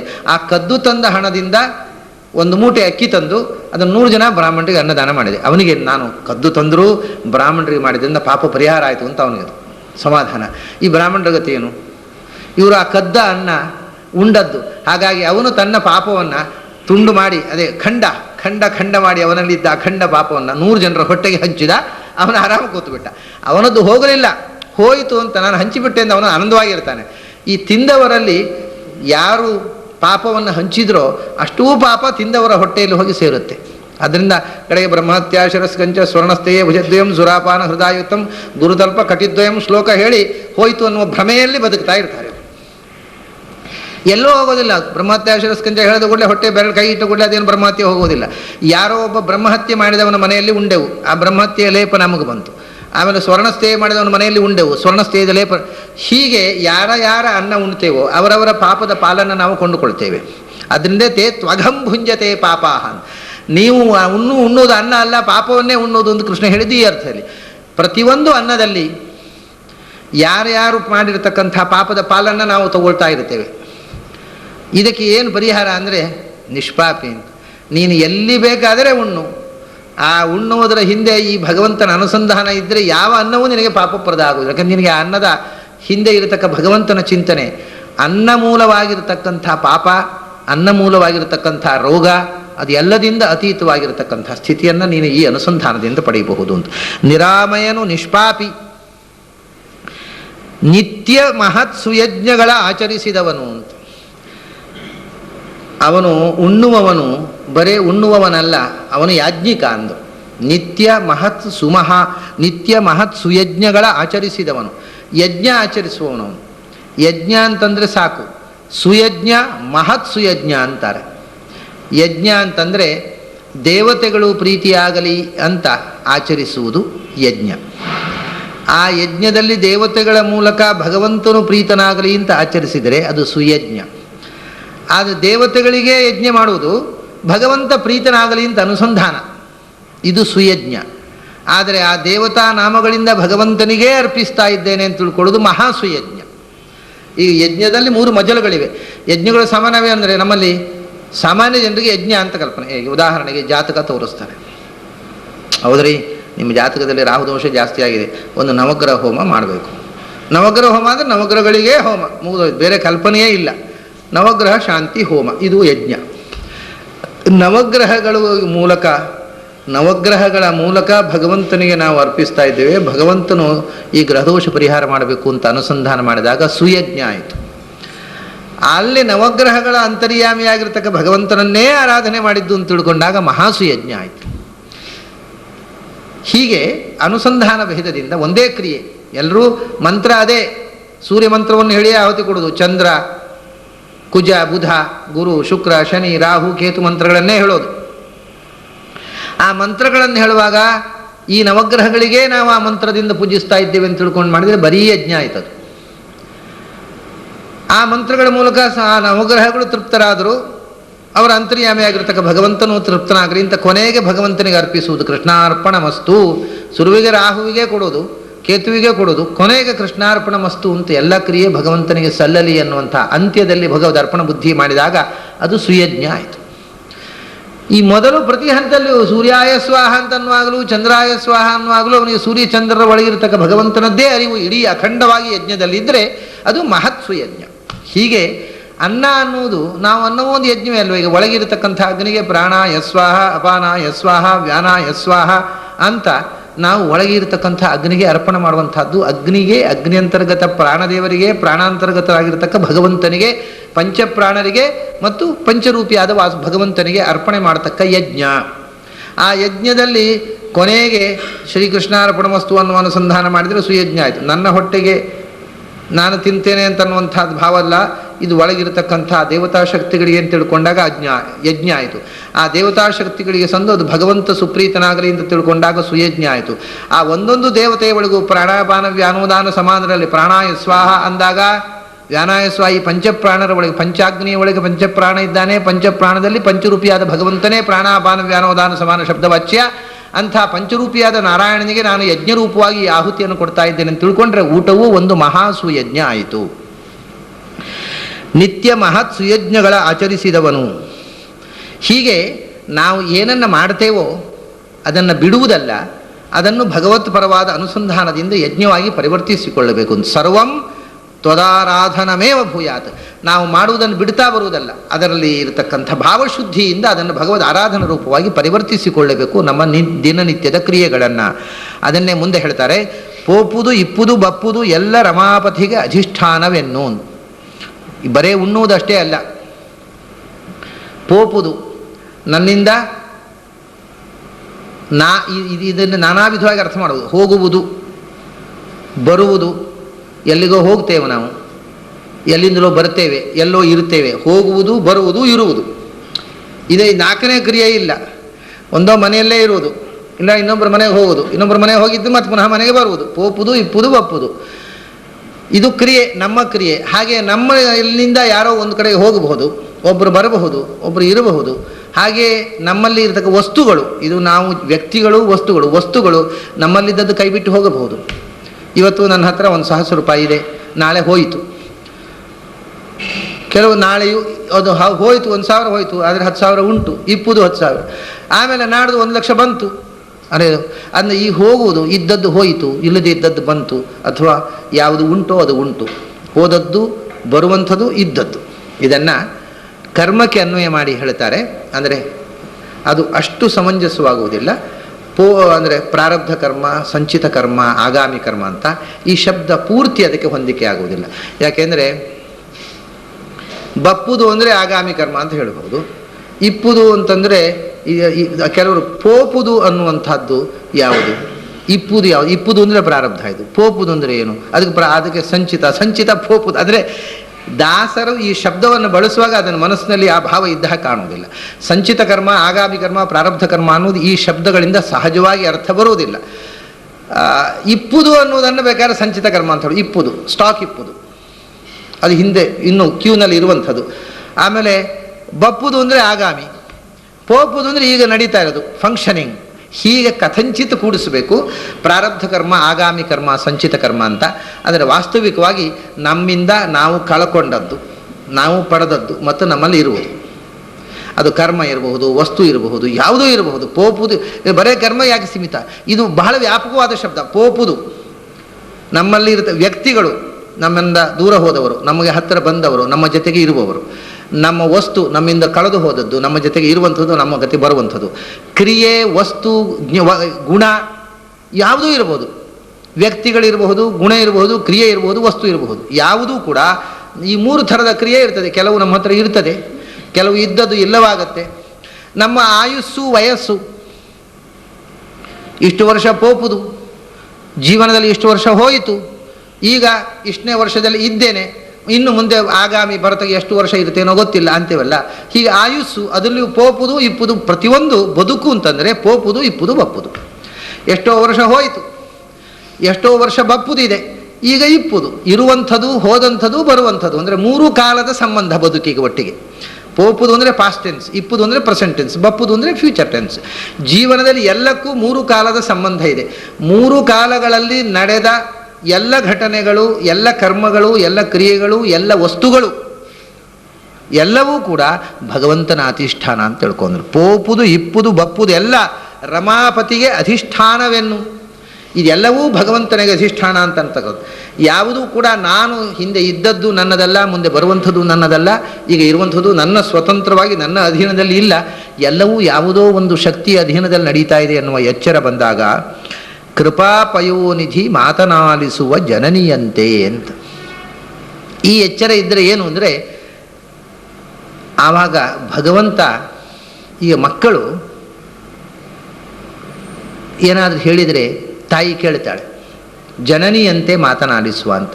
ಭಗವಂತನು ತಾಯಿ ಹಾಗೆ, ಮಕ್ಕಳು ಹಠ ಹಿಡಿದರೆ ಹೇಗೆ ತಾಯಿ ಒಪ್ಪಿಕೋತಾಳೆ, ಹಾಗೆ ನಾವು ಏನಾದರೂ ಹಠ ಮಾಡಿದರೆ ಭಗವಂತ ಒಪ್ಪಿಕೊಂಡು ನಮ್ಮ ಮಾತನ್ನು ನಡೆಸ್ತಾನೆ. ನಾವು ಹೇಳಿದ ಮಾತನ್ನು ಕೇಳ್ತಾನೆ ಭಗವಂತ. ಭಗವಂತ ನಾವು ಹೇಳಿದ ಹಾಗೆ ಕೇಳ್ತಾನೆ ಅಂತ ಮಾತನಾಡಿಸುವ ದೇವರು ನಾವು ಹೇಳಿದ ಹಾಗೆ ಕೇಳ್ತಾನೆ. ಯಾವಾಗ ಅಂದರೆ ನಾವು ಅವನನ್ನು ಮಕ್ಕಳಂತೆ ಚಂಡಿ ಮಾಡಬೇಕು. ಆವಾಗ ಅವನು ತಾಯಿಯಂತೆ ಮಕ್ಕಳ ಮೇಲೆ ಪ್ರೀತಿ ಹೇಗೆ ಸುರಿಸ್ತಾಳೆ ಅಂಥ ಪ್ರೀತಿಯನ್ನು ತೋರಿಸ್ತಾನೆ ಅಂತ. ಯಾವಾಗ ಕೆಲವು ಬಹಳ ತಂಟೆ ಮಾಡುವ ಮಕ್ಕಳಿರ್ತಾರೆ, ಅವುಗಳ ಮೇಲೆ ಮಮತೆ ಇರ್ತದೆ. ತಾಯಿಗೆ ತಂಟೆ ಮಾಡತಕ್ಕಂಥ ಮಕ್ಕಳ ಮೇಲೂ ಮಮತೆ ಇರ್ತದೆ. ಆದರೆ ಅವುಗಳು ಬೆಳೆಯುವಾಗ ದಾರಿಯಲ್ಲಿ ಸರಿ ಇರಬೇಕು ಅಂತ ಹೇಳ್ಕೊಂಡು ತಾಯಿ ಏನು ಮಾಡ್ತಾಳೆ, ಯಾವಾಗಲೂ ಬೈತಾ ಇರ್ತಾಳೆ. ತಂಟೆ ಮಾಡುವ ಮಕ್ಕಳನ್ನು ಯಾವಾಗಲೂ ಬೈತಾ ಇರ್ತಾಳೆ. ಮತ್ತು ತಂಟೆ ಮಾಡಿದ ಮಕ್ಕಳನ್ನು ನೋಡು, ಆ ಹುಡುಗ ಹೇಗಿದ್ದಾನೆ, ಅವನು ನೋಡಿ ನಾಚಿಕೆ ಆಗಬೇಕು ನಿನಗೆ ಅಂತ ಕಂಪೇರ್ ಮಾಡಿ ತಂಟೆ ಮಾಡಿದ ಹುಡುಗರನ್ನು ತಂಟೆ ಮಾಡುವ ಹುಡುಗರ ಎದುರು ಹೊಗಳಿ, ನೀನು ಅಪರದಂಡ ನೋಡು, ಆ ಹುಡುಗನ ನೋಡು ಅಂತ ಆ ಹುಡುಗನನ್ನು ಹೊಗಳಿ ಇವನನ್ನು ಬೈತಾಳೆ. ಆಮೇಲೆ ಪದೇ ಪದೇ ಗದರ್ತಾಳೆ. ಆಮೇಲೆ ಒಂದೊಂದು ಸರ್ತಿ ನೀನು ಇವತ್ತು ಇಷ್ಟು ಓದದೆ, ಇಷ್ಟು ಪಾಠ ಬರೆಯದೆ ನಿನಗೆ ಕಾಫಿ ಕೊಡೋಲ್ಲ ಅಥವಾ ಹಾಲು ಕೊಡೋಲ್ಲ ಅಂತ ಉಪವಾಸ ಹಾಕ್ತಾಳೆ. ಒಂದೊಂದು ಸರ್ತಿ ಬೆನ್ನಿಗೆರಡು ಬಾರಿಸ್ತಾಳೆ. ಇದರ ಹಿಂದೆ ಇರುವುದು ಕೃಪೆಯೇ. ಆದರೆ ಕೃಪೆಯಿಂದ ಏನು ಮಾಡ್ತಾಳೆ ಅಂದರೆ ಚಡಿ ಹರಿಸ್ತಾ ಇರ್ತಾಳೆ ತಾಯಿ. ಹಾಗೆ ಭಗವಂತ ನಿನ್ನ ಮೇಲೆ ಕೃಪೆಯಿಂದ ನಿನಗೆ ನರಕಾದ್ಯ ಅನರ್ಥವನ್ನು ಕೊಡ್ತಾ ಇರ್ತಾನೆ. ಅದು ಕೃಪೆ, ಅದನ್ನು ಒಳ್ಳೆಯದಾಗಬೇಕಂದ್ರೆ ನಿನಗೆ ಶಿಕ್ಷೆ ಕೊಡ್ತಾನೆ. ಆದರೆ ನೀನು ತಾಯಿ ಹೇಳಿದ ಹಾಗೆ ಕೇಳಿದರೆ ಆ ಮಗುವನ್ನು ಹೆಚ್ಚು ಮುದ್ದು ಮಾಡ್ತಾಳೆ ತಾಯಿ. ಓಹೋ, ಈ ಹುಡುಗ ಒಳ್ಳೆ ದಾರಿಯಲ್ಲಿದ್ದಾನೆ. ಆ ರೀತಿ ಭಗವಂತನ ಈ ರೂಪಗಳ ಅನುಸಂಧಾನದಿಂದ ನೀನು ಉಪಾಸನೆ ಮಾಡ್ತಾ ಇದ್ದರೆ ನೀನು ಹೇಳಿದ ಹಾಗೆ ಕೇಳ್ತಾನೆ ಭಗವಂತ. ಇಲ್ಲದೇ ಇದ್ದರೆ ನಿನ್ನ ಮೇಲೆ ಕೃಪೆ ಇದೆ, ಕೃಪೆಯಿಂದ ಏನು ಅಂದರೆ ಕೃಪೆಯಿಂದ ಬೆನ್ನಿಗೆರಡು ಬಾರಿಸ್ತಾನೆ ಅಷ್ಟೇ. ಲೂಟಿ ಮಾಡುವ ಮಕ್ಕಳಿಗೆ ತಾಯಿ ಬೆನ್ನಿಗೆರಡು ಬಾರಿಸಿದ ಹಾಗೆ. ಅವನು ಕೃಪಾಪಯೋನಿಧಿಯೇ, ಅವನು ಯಾರ ಮೇಲೂ ದ್ವೇಷ ಇಲ್ಲ ಅವನಿಗೆ. ಕೃಪಾಪಯೋನಿಧಿ ಮಾತನಾಡಿಸುವ ಜನನಿಯಂತೆ ಅಂತ. ಹೀಗೆ ಮಾತೃತ್ವದ ವಾತ್ಸಲ್ಯವನ್ನು ಪಡೆಯುವುದಕ್ಕೂ ಮಕ್ಕಳಲ್ಲಿ ಒಂದು ಕ್ವಾಲಿಟಿ ಬೇಕಾಗುತ್ತೆ. ತೀರಾ ತಂಟೆ ಮಾಡತಕ್ಕಂತಹ ಮಕ್ಕಳನ್ನು ನೋಡಿದಾಗ ತಾಯಿಗೂ ಪ್ರೀತಿಗಿಂತ ಬದಲು ಸಿಟ್ಟು ಬಂದುಬಿಡುತ್ತೆ. ಸಿಟ್ಟು ಅನ್ನೋದು ಪ್ರೀತಿಯಿಂದಲೇ ಬರೋದು. ಆ ಪ್ರೀತಿಯ ಅಭಿವ್ಯಕ್ತಿ ಸಿಟ್ಟಿನ ರೂಪದಲ್ಲಿ ಆಗಬೇಕಾಗಿದ್ದರೆ ಅವನು ತಪ್ಪು ಇರಬೇಕು. ಹಾಗೆ ನೀನು ತಪ್ಪು ಮಾಡಿದಾಗ ಭಗವಂತನ ಕೃಪೆ ಕ್ರೋಧ ರೂಪದಲ್ಲಿ ಬರುತ್ತೆ. ನೀನು ಅದನ್ನು ಸರಿಯಾದ ದಾರಿಯಲ್ಲಿದ್ದಾಗ ಅದು ಕ್ರೋಧ ರೂಪ ಅಲ್ಲ, ಪ್ರೇಮ ರೂಪದಲ್ಲಿ ಭಗವಂತನ ವಾತ್ಸಲ್ಯದ ರೂಪದಲ್ಲಿ ಭಗವಂತನ ಕೃಪೆ ಬರುತ್ತದೆ ಅನ್ನತಕ್ಕಂಥ ಮಾತನ್ನು ಹೇಳಿ ಆ ಉಪಾಸನೆಯ ಊಟದ ಒಂದು ಮುಖವನ್ನು ಮುಗಿಸಿದರು. ಮುಂದೆ ನಮ್ಮ ದೇಹದಲ್ಲಿ ಈಗ ನಾವು ಊಟ ಮಾಡುವುದು ಅಂತಂದರೆ ಈ ದೇಹಕ್ಕೆ ಪೋಷಣೆಗೋಸ್ಕರ ಅಂತ ನಮಗೆ ಗೊತ್ತಿದೆ. ಈ ದೇಹದಲ್ಲಿ ಪಂಚಕೋಶಗಳು ಅಂತ ಹೇಳ್ತಾರೆ. ಅನ್ನಮಯ ಕೋಶ, ಪ್ರಾಣಮಯ ಕೋಶ, ಮನೋಮಯ ಕೋಶ, ವಿಜ್ಞಾನಮಯ ಕೋಶ, ಆನಂದಮಯ ಕೋಶ ಅಂತ. ಈ ಪಂಚಕೋಶಗಳು ಅಂದರೆ ಏನು? ಇದೇನು ಡಾಕ್ಟ್ರುಗಳಿಗೆಲ್ಲ ಈ ಕೋಶ ಗೀಶ ಏನೂ ಕಾಣೋದಿಲ್ಲ. ಇಡೀ ದೇಹವನ್ನು ಕೊಯ್ದು ಸಿಗದು ಎಲ್ಲ ನೋಡಿದ್ದಾರೆ, ಈ 5 ಕೋಶಗಳೇ ಕಾಣಲಿಲ್ಲ. ಇದು ಏನು? ಇದು ಶಾಸ್ತ್ರದ ಪರಿಭಾಷೆ. ಇದು ಏನು ಅಂತ ಹೇಳಿದರೆ ಆಮೇಲೆ ಏನು ಕೊಯ್ದು ನೋಡಬೇಕಾಗಿಲ್ಲ, ತಕ್ಷಣ ಗೊತ್ತಾಗಿಬಿಡುತ್ತೆ. ಇದು ಬರೀ ಶಾಬ್ದಿಕವಾಗಿ ಉಳಿಬಾರದು. ಈ ದೇಹದಲ್ಲಿ ಇಷ್ಟು ಪ್ರಿನ್ಸಿಪಲ್ಸ್ ಇವೆ, ಮೊದಲು ಇಷ್ಟು ತಿಳ್ಕೊಳ್ಳಿ. ಇದು ಇಷ್ಟು ಇಲ್ಲದೆ ಒಂದು ದೇಹ ಅಂತ ಆಗುವುದಿಲ್ಲ. ಅನ್ನಮಯ ಕೋಶ ಅಂತಂದರೆ ಈ ದೇಹದಲ್ಲಿರತಕ್ಕಂಥ ಮಣ್ಣಿನ ಮತ್ತು ನೀರಿನ ಅಂಶ. ಪಂಚಭೂತಗಳಲ್ಲಿ ಪೃಥ್ವಿ, ಅಪ್ಪು, ಇದು ಎರಡು ಈ ದೇಹದಲ್ಲಿ. ಇದು ಇಲ್ಲದೆ ದೇಹ ಇಲ್ಲವೇ ಇಲ್ಲ, ಯಾರ ದೇಹವೂ ಇಲ್ಲ. ಮಣ್ಣು ಅನ್ನೋದು ದೇಹಕ್ಕೆ ಫಾರ್ಮ್ ಕೊಟ್ಟದ್ದು.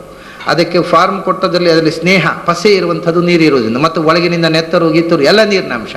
ಹಾಗಾಗಿ ಮಣ್ಣು ಮತ್ತು ನೀರು ಈ ದೇಹದ ಮೇನ್ ಕಂಟೆಂಟು. ಅದಕ್ಕೆ ಅನ್ನಮಯ ಕೋಶ ಅಂತ ಹೇಳೋದು. ಈ ಪಂಚಕೋಶಗಳ ಬಗ್ಗೆಯೇ ಅನೇಕ ಮಂದಿಗೆ ಅನೇಕ ಭ್ರಮೆಗಳಿವೆ. ಅನ್ನಮಯ ಕೋಶ ಅಂದರೆ ಮಣ್ಣಿನದ್ದು, ಪ್ರಾಣಮಯ ಅಂದರೆ ನೀರು, ಮನೋಮಯ ಅಂದರೆ ಬೆಂಕಿ, ವಿಜ್ಞಾನಮಯ ಅಂದರೆ ಗಾಳಿ, ಆಮೇಲೆ ಆನಂದಮಯ ಅಂದರೆ ಆಕಾಶದ ಅಂಶ ಅಂತ ಪಂಚಭೂತಗಳಿಗೆ ಸಂಬಂಧಪಟ್ಟು ಪಂಚಕೋಶಗಳು ಅಂತ ವ್ಯಾಖ್ಯಾನ ಟಿಪ್ಪಣಿ ಬರೆದದ್ದನ್ನು ನಾನು ನೋಡಿದ್ದೇನೆ. ಅದೆಲ್ಲ ಅಶಾಸ್ತ್ರೀಯ.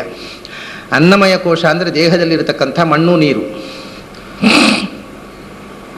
ಆ ಮಣ್ಣು ನೀರಿನಿಂದ ದೇಹದಲ್ಲಿ ಒಂದು ಫಾರ್ಮು ಬಂತು. ಆದರೆ ಈಗ ಮಣ್ಣು ನೀರಿನ ಫಾರ್ಮ್ ಉಂಟಲ್ವ, ಅದು ಮಣ್ಣಿನ ಬೊಂಬೆಯಲ್ಲೂ ಇದೆ. ನಾವು ಮಣ್ಣಿನ ಬೊಂಬೆ ಮಾಡಬೇಕಾಗಿದ್ರು ಮಣ್ಣನ್ನು ನೀರಿನಲ್ಲಿ ಕಲಸಿ ಮಾಡುವುದು. ಚೌತಿ ದಿವಸ ವಿನಾಯಕನನ್ನು ಮಾಡ್ತೇವೆ, ಅದು ಅನ್ನಮಯ ಕೋಶ ಮಾತ್ರ ಇರುವುದು, ಅದಕ್ಕೆ ಏನಿಲ್ಲ. ಮತ್ತೆ ಈಗ ಮಣ್ಣು ನೀರು ಇದೆ, ಅನ್ನಮಯ ಕೋಶ, ಮಣ್ಣಿನ ಬೊಂಬೆಯಲ್ಲಿ ಅನ್ನಮಯ ಕೋಶ ಇದೆ. ಬರೇ ಅನ್ನಮಯ ಕೋಶ ಆಗಿದ್ದರೆ ಇದರ ಕ್ರಿಯೆ ನಡೀತಿರಲಿಲ್ಲ. ಅದಕ್ಕೆ ಒಳಗಿನಿಂದ ಪ್ರಾಣಮಯ ಕೋಶ ಬೇಕು. ಪ್ರಾಣಮಯ ಕೋಶ ಅಂದರೆ ಪಂಚಭೂತಗಳಲ್ಲಿ ಉಳಿದದ್ದೇ ಪ್ರಾಣಮಯ ಕೋಶ. ಬೆಂಕಿ, ಗಾಳಿ, ಆಕಾಶ, ಇದು ಪ್ರಾಣಮಯ ಕೋಶ. ಬೆಂಕಿ, ಗಾಳಿ, ಆಕಾಶ ಇದು ಮೂರು ಅಂದರೆ ಒಳಗಿನಿಂದ ಸ್ಪೇಸ್ ಇದೆ. ಆ ಸ್ಪೇಸ್ನಲ್ಲಿ ಉಸಿರಾಟದ ಗಾಳಿ ಓಡಾಡುತ್ತಾ ಇದೆ, ಅದರಿಂದ ಒಳಗಿನಿಂದ ಟೆಂಪರೇಚರ್ ಇದೆ. ಇದು ಅನ್ನಮಯ ಕೋಶಕ್ಕಿಂತ ಹೆಚ್ಚು ನಾವು ಜೀವಂತವಾಗಿರುವುದಕ್ಕೆ ಪೋಷಕವಾಗಿರತಕ್ಕದ್ದು. ಅದಕ್ಕೆ ಪ್ರಾಣಮಯ ಅಂತಲೇ ಹೆಸರು. ಅದಕ್ಕೆ ಒಳಗಿನಿಂದ ಉಸಿರು ಇದೆ, ಉಸಿರಿರೋದ್ರಿಂದ ಟೆಂಪರೇಚರ್ ಇದೆ, ಮತ್ತು ಉಸಿರು ಗಾಳಿ ನೆತ್ತರು ಹರಿದಾಡುವುದಕ್ಕೆ ಸ್ಪೇಸ್ ಆಕಾಶ ಇದೆ. ಇದಿಷ್ಟು ಇರುವುದರಿಂದ ಇದಕ್ಕೊಂದು ಜೀವ ಇದೆ ಅಂತಂತಾರೆ. ಇಲ್ಲದಿದ್ದರೆ ಬೊಂಬೆ. ಇದು ಮಣ್ಣು ಅನ್ನಮಯ ಕೋಶ ಅಂದರೆ ಬರೇ ಬೊಂಬೆ. ಸತ್ತ ಮೇಲೂ ಅನ್ನಮಯ ಕೋಶ ಇದೆ. ಅನ್ನಮಯ ಕೋಶವನ್ನು ಸುಡ್ತೇವೆ ನಾವು, ಆದರೆ ಅದು ಪ್ರಾಣಮಯ ಕೋಶ ಇಲ್ಲ. ಪ್ರಾಣಮಯ ಈ ಜೀವಂತವಾಗಿದ್ದಾಗ ಇರತಕ್ಕಂಥದ್ದು ಪ್ರಾಣಮಯ ಕೋಶ. ಅದರಲ್ಲಿ ಉಸಿರು ಇದೆ, ಟೆಂಪರೇಚರ್ ಇದೆ, ಸ್ಪೇಸ್ ಇದೆ. ಇದು ಪ್ರಾಣಮಯ ಕೋಶ. ಅದು ಜೀವಂತಿಕೆ ಕೊಡುವಂಥದ್ದು.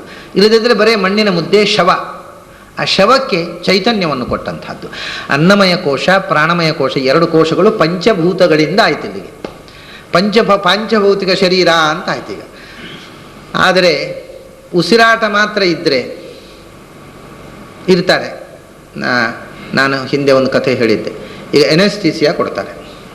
ಎನೆಸ್ಥೀಸಿಯಾ ಕೊಟ್ಟು ಅವರನ್ನು ಅನ್ಕಾನ್ಷಿಯಸ್ಸು, ಪ್ರಜ್ಞಾಹೀನ ಸ್ಥಿತಿಗೆ ತರ್ತಾರೆ. ಅಥವಾ ಕೆಲವೊಮ್ಮೆ ಯಾವುದೋ ಒಂದು ಕಾರಣದಿಂದ ಅವರಿಗೆ ಮನಸ್ಸು ಕೆಲಸ ಮಾಡದ ಪ್ರಜ್ಞಾಹೀನ ಸ್ಥಿತಿಯಲ್ಲೇ 10 ವರ್ಷಗಳ ಕಾಲ ಬದುಕುವುದುಂಟು ಮನುಷ್ಯ. ಯಾವ ಪ್ರಜ್ಞೆಯೂ ಇಲ್ಲ, ಸುಮ್ಮನೆ ಉಸಿರಾಟ ಇದೆ, ಸಾಯೋದಿಲ್ಲ, ಜೀವ ಹೋಗುವುದಿಲ್ಲ. ಅಂಥ ಸ್ಥಿತಿಯಲ್ಲಿ ಹಾಗಾಗೋಯ್ತು. ಈಗ ಅನ್ನಮಯ ಕೋಶ, ಪ್ರಾಣಮಯ ಕೋಶ ಅಂದರೆ ಉಸಿರಾಟ ಇದೆ, ಅದರಿಂದ ಸಾಯೋದಿಲ್ಲ. ದೇಹ ಇದೆ, ಫಾರ್ಮ್ ಇದೆ, ಉಸಿರಾಟ ಇದೆ, ಅಷ್ಟೇ. ಯೋಚನೆ ಇಲ್ಲ, ಚಿಂತನೆ ಇಲ್ಲ, ಅರಿವು ಇಲ್ಲ, ಏನೂ ಇಲ್ಲ. ಏನು ಉಪಯೋಗ? ಇದು ಅನ್ಕಾನ್ಷಿಯಸ್ ಆಗಿ ಇರತಕ್ಕಂಥ ಒಂದು ಸ್ಥಿತಿ ಆಯ್ತು ಈಗ. ಹಾಗೆ ಇದ್ದರೆ ನಮ್ಮ ಅಸ್ತಿತ್ವಕ್ಕೆ ಏನು ಅರ್ಥವೇ ಇಲ್ಲ. ಇದ್ದೇನೆ ಅನ್ನೋದು ಗೊತ್ತಿಲ್ಲ. ಇನ್ಯಾರೋ ಅವನು ಇದ್ದಾನಲ್ಲ, ಸತ್ತಿಲ್ಲ ಅಂತ ಬಾಯಿಗೆ ಪಥ್ಯ ಹಾಕಬೇಕು, ಮದ್ದು ಹಾಕಬೇಕು, ಅದು ನುಂಗಬೇಕು ಅಂತಲೂ ಗೊತ್ತಿಲ್ಲ. ಈ ಸ್ಥಿತಿ ಆಯ್ತು ಈಗ. ಅಲ್ಲ, ಅದರೊಳಗೆ ಇನ್ನೊಂದು ಕೋಶ ಇದೆ ಅಂದರೆ ಮನೋಮಯ ಕೋಶ ಅಂತ. ಇದು ಎಲ್ಲ ಒಟ್ಟಿಗೆ 10 ಪ್ರಿನ್ಸಿಪಲ್ಗಳು ಸೇರಿ 5 ಕೋಶ ಆಯ್ತು ನೋಡಿ.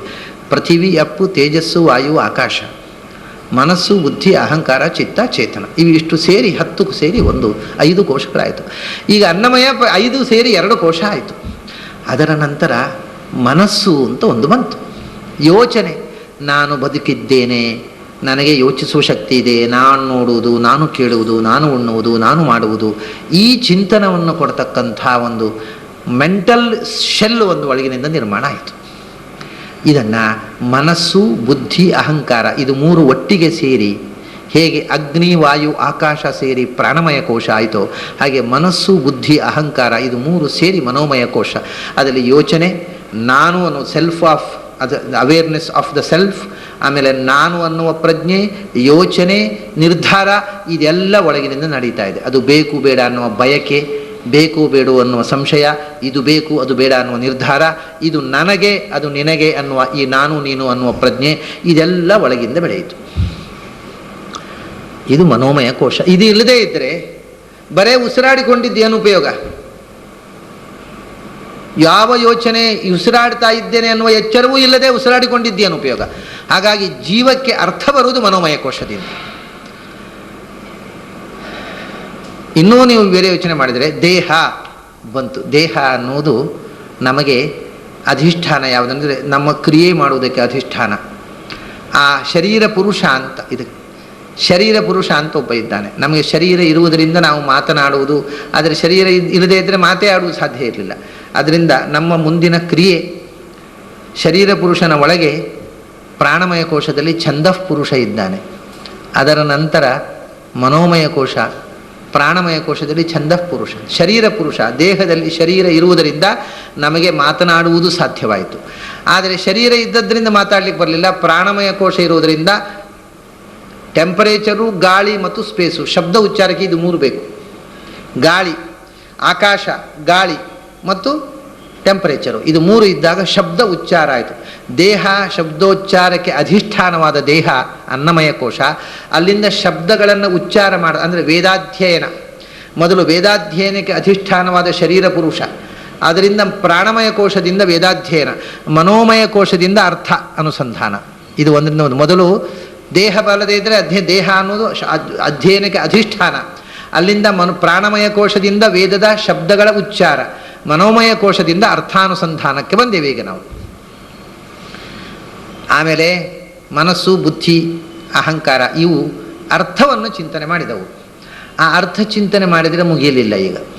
ಯಾಕೆಂದರೆ ನಾವು ಅರ್ಥ ಹೇಳಿದರು ಗುರುಗಳು, ನಾವು ಕೇಳಿದೆವು, ಮತ್ತು ಮನೆ ಹೋಗುವ ಮರೆತು ಹೋಯಿತು. ಒಳ್ಳೆ ಕಷ್ಟ ಆಯ್ತಲ್ಲ, ಹೇಳಿದ್ದೆಲ್ಲ ದಂಡ ಆಯಿತು. ನೆನಪು ಉಳಿಯೋದಿಲ್ಲ ಸ್ವಾಮಿ, ಏನು ಹೇಳಿದ್ದು ನೆನಪು ಉಳಿಯೋದಿಲ್ಲ. ಅದಕ್ಕೆ ಓಹೋ ಇದಿಷ್ಟು ಸಾಲದು. ಈಗ ಛಂದಃ ಪುರುಷ, ಶರೀರ ಪುರುಷ, ಛಂದಃ ಪುರುಷ, ವೇದ ಪುರುಷ, ಇದು ಮೂರು ಜನ ಆಯ್ತು ಈಗ. ಇದೇ ಶರೀರ ಪುರುಷ ಅಂದರೆ ಮನೋಮಯ ಕೋಶ, ಛಂದಃ ಪುರುಷ ಅಂದರೆ ಪ್ರಾಣಮಯ ಕೋಶ, ವೇದ ಪುರುಷ ಅಂದರೆ ಮನೋಮಯ ಕೋಶ. ಶರೀರ ಪುರುಷ ರುದ್ರದೇವರು. ರುದ್ರದೇವರು ಈ ಶರೀರದಲ್ಲಿ ಇದ್ದು ಇದಕ್ಕೆ ಚಲನೆ ಕೊಟ್ಟರು. ಅಲ್ಲಿಂದ ಶೇಷ ಉಚ್ಚಾರ ಮಾಡುವ ಶಕ್ತಿ ಕೊಟ್ಟ. ಅಲ್ಲಿಂದ ಗರುಡ ವೇದಾರ್ಥಾನುಸಂಧಾನ ಮಾಡುವ ಶಕ್ತಿ ಕೊಟ್ಟ. ಈ ಮೂರು ಕೋಶಗಳಲ್ಲಿ ಈ ಇರತಕ್ಕಂಥ ಶಕ್ತಿಗಳೇ ಗರುಡ ಶೇಷ ರುದ್ರರು. ನೋಡಿ, ಇದು ಮೂರು ಕೋಶಗಳಾದಾಗ ಗರುಡ ಶೇಷ ರುದ್ರರ ಕೆಲಸ ಮುಗಿಯಿತು. ಆಮೇಲೆ ಪ್ರಾಣದೇವರು ಬರಬೇಕು. ನೆನಪಾಗಬೇಕಾಗಿದ್ದರೆ ಪ್ರಾಣದೇವರು ಬರಬೇಕು. ಇಲ್ದಿದ್ರೆ ಇವರೆಲ್ಲ ಮಾಡಿದರು, ಮರೆತು ಹೋಯಿತು. ಗರುಡ ಶೇಷ ರುದ್ರರೇ ಶರೀರ ಪ್ರಾಣ ಅನ್ನಮಯ, ಪ್ರಾಣಮಯ, ಮನೋಮಯ. ಮನೋಮಯ ಅಂದರೆ ಗರುಡ, ಪ್ರಾಣಮಯ ಅಂದರೆ ಶೇಷ, ಅನ್ನಮಯ ಅಂದರೆ ಶಿವ, ಗರುಡ ಶೇಷ ರುದ್ರ. ಗರುಡ ಅಲ್ಲಿ ಮೇಲಿಂದ ಹೀಗೆ ಕೆಳಗೆ, ಗರುಡ ಅಂದರೆ ಮನೋಮಯ, ಶೇಷ ಅಂದರೆ ಪ್ರಾಣಮಯ, ಶಿವ ಅಂದರೆ ಅನ್ನಮಯ. ಈ ಮೂರು ಮಯಗಳು ನಮ್ಮನ್ನು ವೇದದ ಅಧಿಷ್ಠಾನ, ವೇದೋಚ್ಚಾರ, ವೇದಾರ್ಥಾನುಸಂಧಾನ ತನಕ. ಅರ್ಥ ಅನುಸಂಧಾನ ಮಾಡಿದ್ದು ಮರ್ತು ಹೋಯ್ತಲ್ರಿ. ಪಾಠ ಹೇಳಿದಾಗ ಬಂತು ತಲೆ ಒಳಗೆ, ತಲೆಯಲ್ಲಿ ಉಳಿಯಲಿಲ್ಲ. ಅದಕ್ಕೆ ಮತ್ತೊಂದು ಕೋಶ ಬೇಕು, ವಿಜ್ಞಾನಮಯ ಕೋಶ. That is what is called sub conscious, ಸುಪ್ತ ಪ್ರಜ್ಞೆ, ಸ್ಮರಣೆ, ನೆನಪಿಟ್ಟುಕೊಳ್ಳತಕ್ಕ ಕೋಶ. ಅದು ಮನಸ್ಸಿನ ಚಿತ್ತ ಅಂತ ಹೆಸರು ಅದಕ್ಕೆ. ಹಾಗಾದರೆ ಮನಸ್ಸು, ಬುದ್ಧಿ, ಅಹಂಕಾರ ಅನ್ನುವುದು ಮನೋಮಯ ಕೋಶ. ಅದರ ಆಚೆಗೆ ಚಿತ್ತ ಅನ್ನುವುದು ವಿಜ್ಞಾನಮಯ ಕೋಶ. ಅದು ಪ್ರಾಣದೇವರಿಗೆ, ಬ್ರಹ್ಮದೇವರಿಗೆ ಸಂಬಂಧಪಟ್ಟದ್ದು, ಬ್ರಹ್ಮವಾಯುಗಳಿಗೆ ಸಂಬಂಧಪಟ್ಟದ್ದು. ವಿಜ್ಞಾನಮಯ ಕೋಶ ಚಿತ್ತ. ಚೈತ್ಯಸ್ಯ ತತ್ವಮಮಲಂ ಮಣಿಮಸ್ಯ ಕಂಠೇ ಅಂತ ನಾವು ಇನ್ನೊಂದು ಪಾಡ್ಯದ ದಿವಸ ಭಗವಂತನ ಮೂರ್ತಿ ಧ್ಯಾನವನ್ನು, ಕಪಿಲನು ಹೇಳಿದ್ದನ್ನು ಅನುಸಂಧಾನ ಮಾಡುವ ಅವಕಾಶ ಬಂದರೆ ಅದರಲ್ಲಿ ಬರ್ತದೆ. ಆ ಚಿತ್ತದ ಅಭಿಮಾನಿಯಾಗಿರ್ತಕ್ಕಂಥ ಬ್ರಹ್ಮದೇವರೇ ಭಗವಂತನ ಹೃದಯದಲ್ಲಿರ್ತಕ್ಕ ಕೌಸ್ತುಭಮಣಿ ಅಂತ. ಅದನ್ನು ಮೆಮೊರೀಶಲ್. ಚೈತ್ಯಸ್ಯ ತತ್ವಮಮಲಂ ಮಣಿಮಸ್ಯ ಕಂಠೆ, ಭಗವಂತನ ಕೌಸ್ತುಭಮಣಿ, ಅದು ಬ್ರಹ್ಮಸ್ವರೂಪ. ಅವರು ಯಾರು ಅಂದರೆ ಚೈತ್ಯಸ್ಯ ತತ್ವ ಅಂತ, ನಮ್ಮ ನೆನಪು ಶಕ್ತಿಯನ್ನು ಕೊಡ್ತಕ್ಕ ತತ್ವ ಬ್ರಹ್ಮದೇವರು ಅಂತ. ಅದನ್ನೇ ಚೈತ್ಯ ಅಂತ ಒಂದು ಕಡೆ ಹೇಳ್ತಾರೆ. ವಿಜ್ಞಾನ ಶಕ್ತಿರಹಮಾಸಮನಂತ ಶಕ್ತೇ, ನಾನೇ ವಿಜ್ಞಾನ ಶಕ್ತಿ ಅಂತ ಬ್ರಹ್ಮದೇವರು ಹೇಳ್ತಾರೆ. ಭಗವಂತನಲ್ಲಿ ನಾನು ಭಗವಂತನ ವಿಜ್ಞಾನ ಶಕ್ತಿ ನಾನು ಅಂತ. ವಿಜ್ಞಾನ ಶಕ್ತಿ ಅಂದರೆ ವಿಜ್ಞಾನಮಯ ಕೋಶ ಅಂತಲೇ ಅರ್ಥ. ಚೈತ್ಯ ಅಂದರೆ ಅದೇ ಚಿತ್ತ, ವಿಜ್ಞಾನಮಯ ಕೋಶ. ಮಹತ್ತತ್ವ ಅಂದರೆ ಎಲ್ಲ ಒಂದೇ. ಮಹತ್ತತ್ವ ಅಂದರೆ ಯೂನಿವರ್ಸಲ್ ಆಗಿ ಅದನ್ನು ಮಹತ್ತತ್ವ ಅಂತ ಹೇಳ್ತಾರೆ. ಬ್ರಹ್ಮಾಂಡದಲ್ಲಿ, ಪಿಂಡಾಂಡದಲ್ಲಿ ಅದನ್ನು ಚಿತ್ತ ಅಂತ ಹೇಳ್ತಾರೆ. ಅಂದರೆ ಚಿತ್ತ ಅನ್ನುವುದೇ ಬ್ರಹ್ಮಾಂಡದಲ್ಲಿ ಅದು ಮಹತ್ತತ್ವ, ಅದೇ ವಿಜ್ಞಾನ ಶಕ್ತಿ. ಯಾಕೆಂದರೆ ಸ್ಮರಣ ಅನ್ನುವಂಥದ್ದೇ ವಿಜ್ಞಾನ. ಸ್ಮರಣ ಶಕ್ತಿ ಇಲ್ಲದೇ ಇದ್ದರೆ ವಿಜ್ಞಾನ ಇಲ್ಲ. ವಿಜ್ಞಾನವಾಗುವುದು ನೆನಪಿನಿಂದ. ನಾವು ಕಂಡದ್ದನ್ನು, ಕೇಳಿದ್ದನ್ನು, ಎಲ್ಲ ಹಿಂದೆ ನಡೆದದ್ದನ್ನು ನೆನಪಿಟ್ಟುಕೊಂಡು ಹೀಗೆ ನಡೆಯಿತು, ಆದ್ದರಿಂದ ಹೀಗೆ ಅಂತ ನಾವು ಬೆಳೆಯೋದು, ಜ್ಞಾನದಲ್ಲಿ ಬೆಳೆಯೋದು. ಹಿಂದೆ ನಡೆದ ಅನುಭವದಿಂದ ನಾವು ಹೊಸತನ್ನು ಕಂಡುಕೊಳ್ತೇವೆ. ಅದರಿಂದ ಹೊಸ ಆವಿಷ್ಕಾರ, ವಿಜ್ಞಾನ, ಇನ್ವೆನ್ಷನ್ ಥ್ರೂ ನಾಲೆಜ್, ಜ್ಞಾನದಿಂದ ಹೊಸ ಆವಿಷ್ಕಾರ ಸಾಧ್ಯ ಆಗುವುದು. ನಾವು ಜ್ಞಾನ ಹಿಂದೆ ಕಲಿತದ್ದನ್ನೆಲ್ಲ ನೆನಪಿಟ್ಟುಕೊಂಡು ಅದರ ಕಾರ್ಯಕಾರಣ ಭಾವದಿಂದ ಹೊಸತನ್ನು ಇನ್ವೆಂಟ್ ಮಾಡೋದು. ಜ್ಞಾನಕ್ಕೆ ಪಾಸ್ಟ್ ಟೆನ್ಸು ಇಲ್ಲದೇ ಇರ್ತಿದ್ರೆ ಅದಕ್ಕೆ ಫ್ಯೂಚರ್ ಟೆನ್ಸು ಇಲ್ಲ. ಹಿಂದೆ ನಿನ್ನೆ ಕೇಳಿದ್ದು ಇವತ್ತು ನೆನಪುಗಳಿದೇ ಇರ್ತಿದ್ರೆ ಮುಂದೆ ಬೆಳವಣಿಗೆಯೇ ಸಾಧ್ಯ ಇರಲಿಲ್ಲ. ಆದ್ದರಿಂದ ಜ್ಞಾನದ ಬೆಳವಣಿಗೆಯೇ ಚಿತ್ತದ ಮೂಲಕ. ಮತ್ತು ಅಷ್ಟೇ ಅಲ್ಲ, ಭಗವಂತನ ಧ್ಯಾನ ಅಂತಂದರೆ ಅದು ಮೆಮೊರಿ ಚಿತ್ತದಲ್ಲೇ ಆಗೋದು. ಧ್ಯಾನ ಇಲ್ಲದೆ ಬೆಳವಣಿಗೆಯೇ ಇಲ್ಲ. ಭಗವಂತನ ಸಾಕ್ಷಾತ್ಕಾರ ಧ್ಯಾನ. ಧ್ಯಾನ ಅಂತಂದರೆ ಸ್ಮರಣೆ, ಅಖಂಡವಾದ ಸ್ಮರಣೆ. ಸ್ಮರಣ ಅನ್ನೋದು ಚಿತ್ತದಲ್ಲಿ ನಡೆಯುವುದು. ಆದ್ದರಿಂದ ಮನಸ್ಸು, ಬುದ್ಧಿ, ಅಹಂಕಾರ ಇಷ್ಟು ಇದ್ದು ಚಿತ್ತ ಅನ್ನೋದೊಂದು, ಈಗ ನೋಡಿ ಅಲ್ಲಿ ಎಲ್ಲಿ ಬಂತೀಗ ನಾವು ಮನೋಮಯ ಕೋಶಕ್ಕೆ ಬಂದೇವು. ಅಂದರೆ ವೇದಾರ್ಥ ಗೊತ್ತಾಯಿತು. ವೇದಾರ್ಥದ ನಿರಂತರ ಚಿಂತನ ಅನ್ನೋದು ಮೂರನೇದ್ದು. ಅದರ ನಂತರ ವಿಜ್ಞಾನಮಯ ಕೋಶ. ವೇದಾರ್ಥ ತಿಳಿದ ವೇದಾರ್ಥವನ್ನು ಮನನ ಮಾಡಿ ಆ ವೇದದಲ್ಲಿ ಹೊಸ ಹೊಸ ಗುಣಗಳನ್ನು ಕಾಣುವುದು. ಆ ಮೇಲುನೋಟಕ್ಕೆ ಕಂಡ ಅರ್ಥವನ್ನು ನೆನಪಿಸಿಕೊಂಡು ಅದರಿಂದ ಹೊಸ ತಸ್ಯೈತೆ ಅಕಥಿತಾ ಅರ್ಥಾ ಪ್ರಕಾಶಂತೆ. ಗುರುಗಳು ಹೇಳಿದ ಅರ್ಥವನ್ನು ನೆನಪಿಟ್ಟುಕೊಂಡು ಆ ಅರ್ಥದ ಹಿನ್ನೆಲೆಯಲ್ಲಿ ಗುರುಗಳು ಹೇಳದ ಹೊಸ ಅರ್ಥಗಳನ್ನು ವೇದಗಳಲ್ಲಿ ಕಾಣುವುದು. ಅದು ವಿಜ್ಞಾನಮಯ ಕೋಶ. ಅದೇ ನಿರಂತರ ಸ್ಮರಣೆ, ಧ್ಯಾನ. ಅದು ಸಾಧ್ಯವಾಗುವುದು ಈಗ ಒಂದೊಂದೇ ಶರೀರದಿಂದ ವೇದೋಚ್ಚಾರ, ವೇದೋಚ್ಚಾರದಿಂದ ವೇದಾರ್ಥಾನುಸಂಧಾನ, ವೇದಾರ್ಥಾನುಸಂಧಾನದಿಂದ ವೇದಾರ್ಥದ ಮನನ ಧ್ಯಾನ, ಭಗವಂತನ ಧ್ಯಾನ. ಅದು ವಿಜ್ಞಾನಮಯ ಕೋಶದಲ್ಲಿ ಆಗುವುದು. ಅದಕ್ಕೆ ಚಿತ್ತ. ಈಗ 9 ಪ್ರಿನ್ಸಿಪಲ್ಸ್ ಆಯಿತು. ಆ ಧ್ಯಾನ ಮಾಡ್ತಾ ಮಾಡ್ತಾ ಮಾಡ್ತಾ ಅವನ ಮನಸ್ಸಿನ ಎಲ್ಲ ಪದರುಗಳನ್ನು ಅವನು ಒಳಗಿಂದ ತೊಳೆದು ಅಲ್ಲಿ ತುಕ್ಕು ಹಿಡಿದ ಎಲ್ಲ ಲಾಕ್ಗಳನ್ನು ಅನ್ಲಾಕ್ ಮಾಡಿ ಮನಸ್ಸು ನಿರಂಬಳವಾಗಿ ಬಿಡುತ್ತದೆ.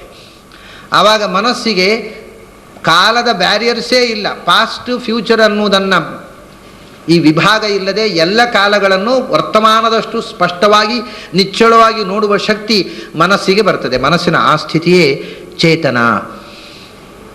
ಅದೇ ಆನಂದಮಯ ಕೋಶ. ಅಂದರೆ ಈ ಧ್ಯಾನ ಮಾಡ್ತಾ ಮಾಡ್ತಾ ಧ್ಯಾನದಿಂದ ಸತ್ಯದ ಸಾಕ್ಷಾತ್ಕಾರ ಆಗುತ್ತಲ್ಲ, ಆ ಸ್ಥಿತಿ ಅದು ಚೇತನಾದ ಸ್ಥಿತಿ, ಸಾಕ್ಷಾತ್ಕಾರದ ಸ್ಥಿತಿ. ಅದು ಆನಂದಮಯ ಕೋಶ. ಹೀಗೆ ಸಾಧನೆಯ ದೃಷ್ಟಿಯಿಂದ ನೀವು ನೋಡಬಹುದು. ಮೊದಲು ಒಂದು ಅಧ್ಯಯನಕ್ಕೆ, ಶಬ್ದ ಉಚ್ಚಾರಕ್ಕೆ ದೇಹ, ಅದರ ಮೇಲೆ ಉಚ್ಚಾರ, ವೇದ ಉಚ್ಚಾರ, ವೇದಾರ್ಥ ಅನುಸಂಧಾನ, ವೇದಾರ್ಥ ಜ್ಞಾನದಿಂದ ವೇದಾರ್ಥದ ಮನನ, ವೇದಾರ್ಥದ ಮನನದಿಂದ ವೇದಾರ್ಥ ಸಾಕ್ಷಾತ್ಕಾರ. ಇದೇ ಅನ್ನಮಯ, ಪ್ರಾಣಮಯ, ಮನೋಮಯ, ವಿಜ್ಞಾನಮಯ, ಆನಂದಮಯ. ಇದೇ ಗರುಡ ಶೇಷರುದ್ರರು ಬ್ರಹ್ಮವಾಯುಗಳು. ಈ 5 ಮಂದಿ ಈ 5 ಕೋಶಗಳಿಗೆ ನಿಯಾಮಕರು. ಅದಕ್ಕಿಂತ ಮೊದಲು ಅನ್ನಮಯ ಪ್ರಾಣಮಯಕ್ಕೆ ಇದ್ದಾರೆ. ಮನೋಮಯಕ್ಕೆ ಗರುಡಶೇಷರುದ್ರರು, ಚಿತ್ತ ಮತ್ತು ಚೇತನಗಳಿಗೆ ಬ್ರಹ್ಮವಾಯುಗಳು. ಚೇತನ ಅನ್ನೋದು ನಿಜವಾಗಿ ಪೂರ ಬ್ರಹ್ಮವಾಯುಗಳ ಕ್ಷೇತ್ರ ಅಲ್ಲ. ಅದು ಚಿತ್ತ ಅನ್ನೋದು ಬ್ರಹ್ಮವಾಯುಗಳು.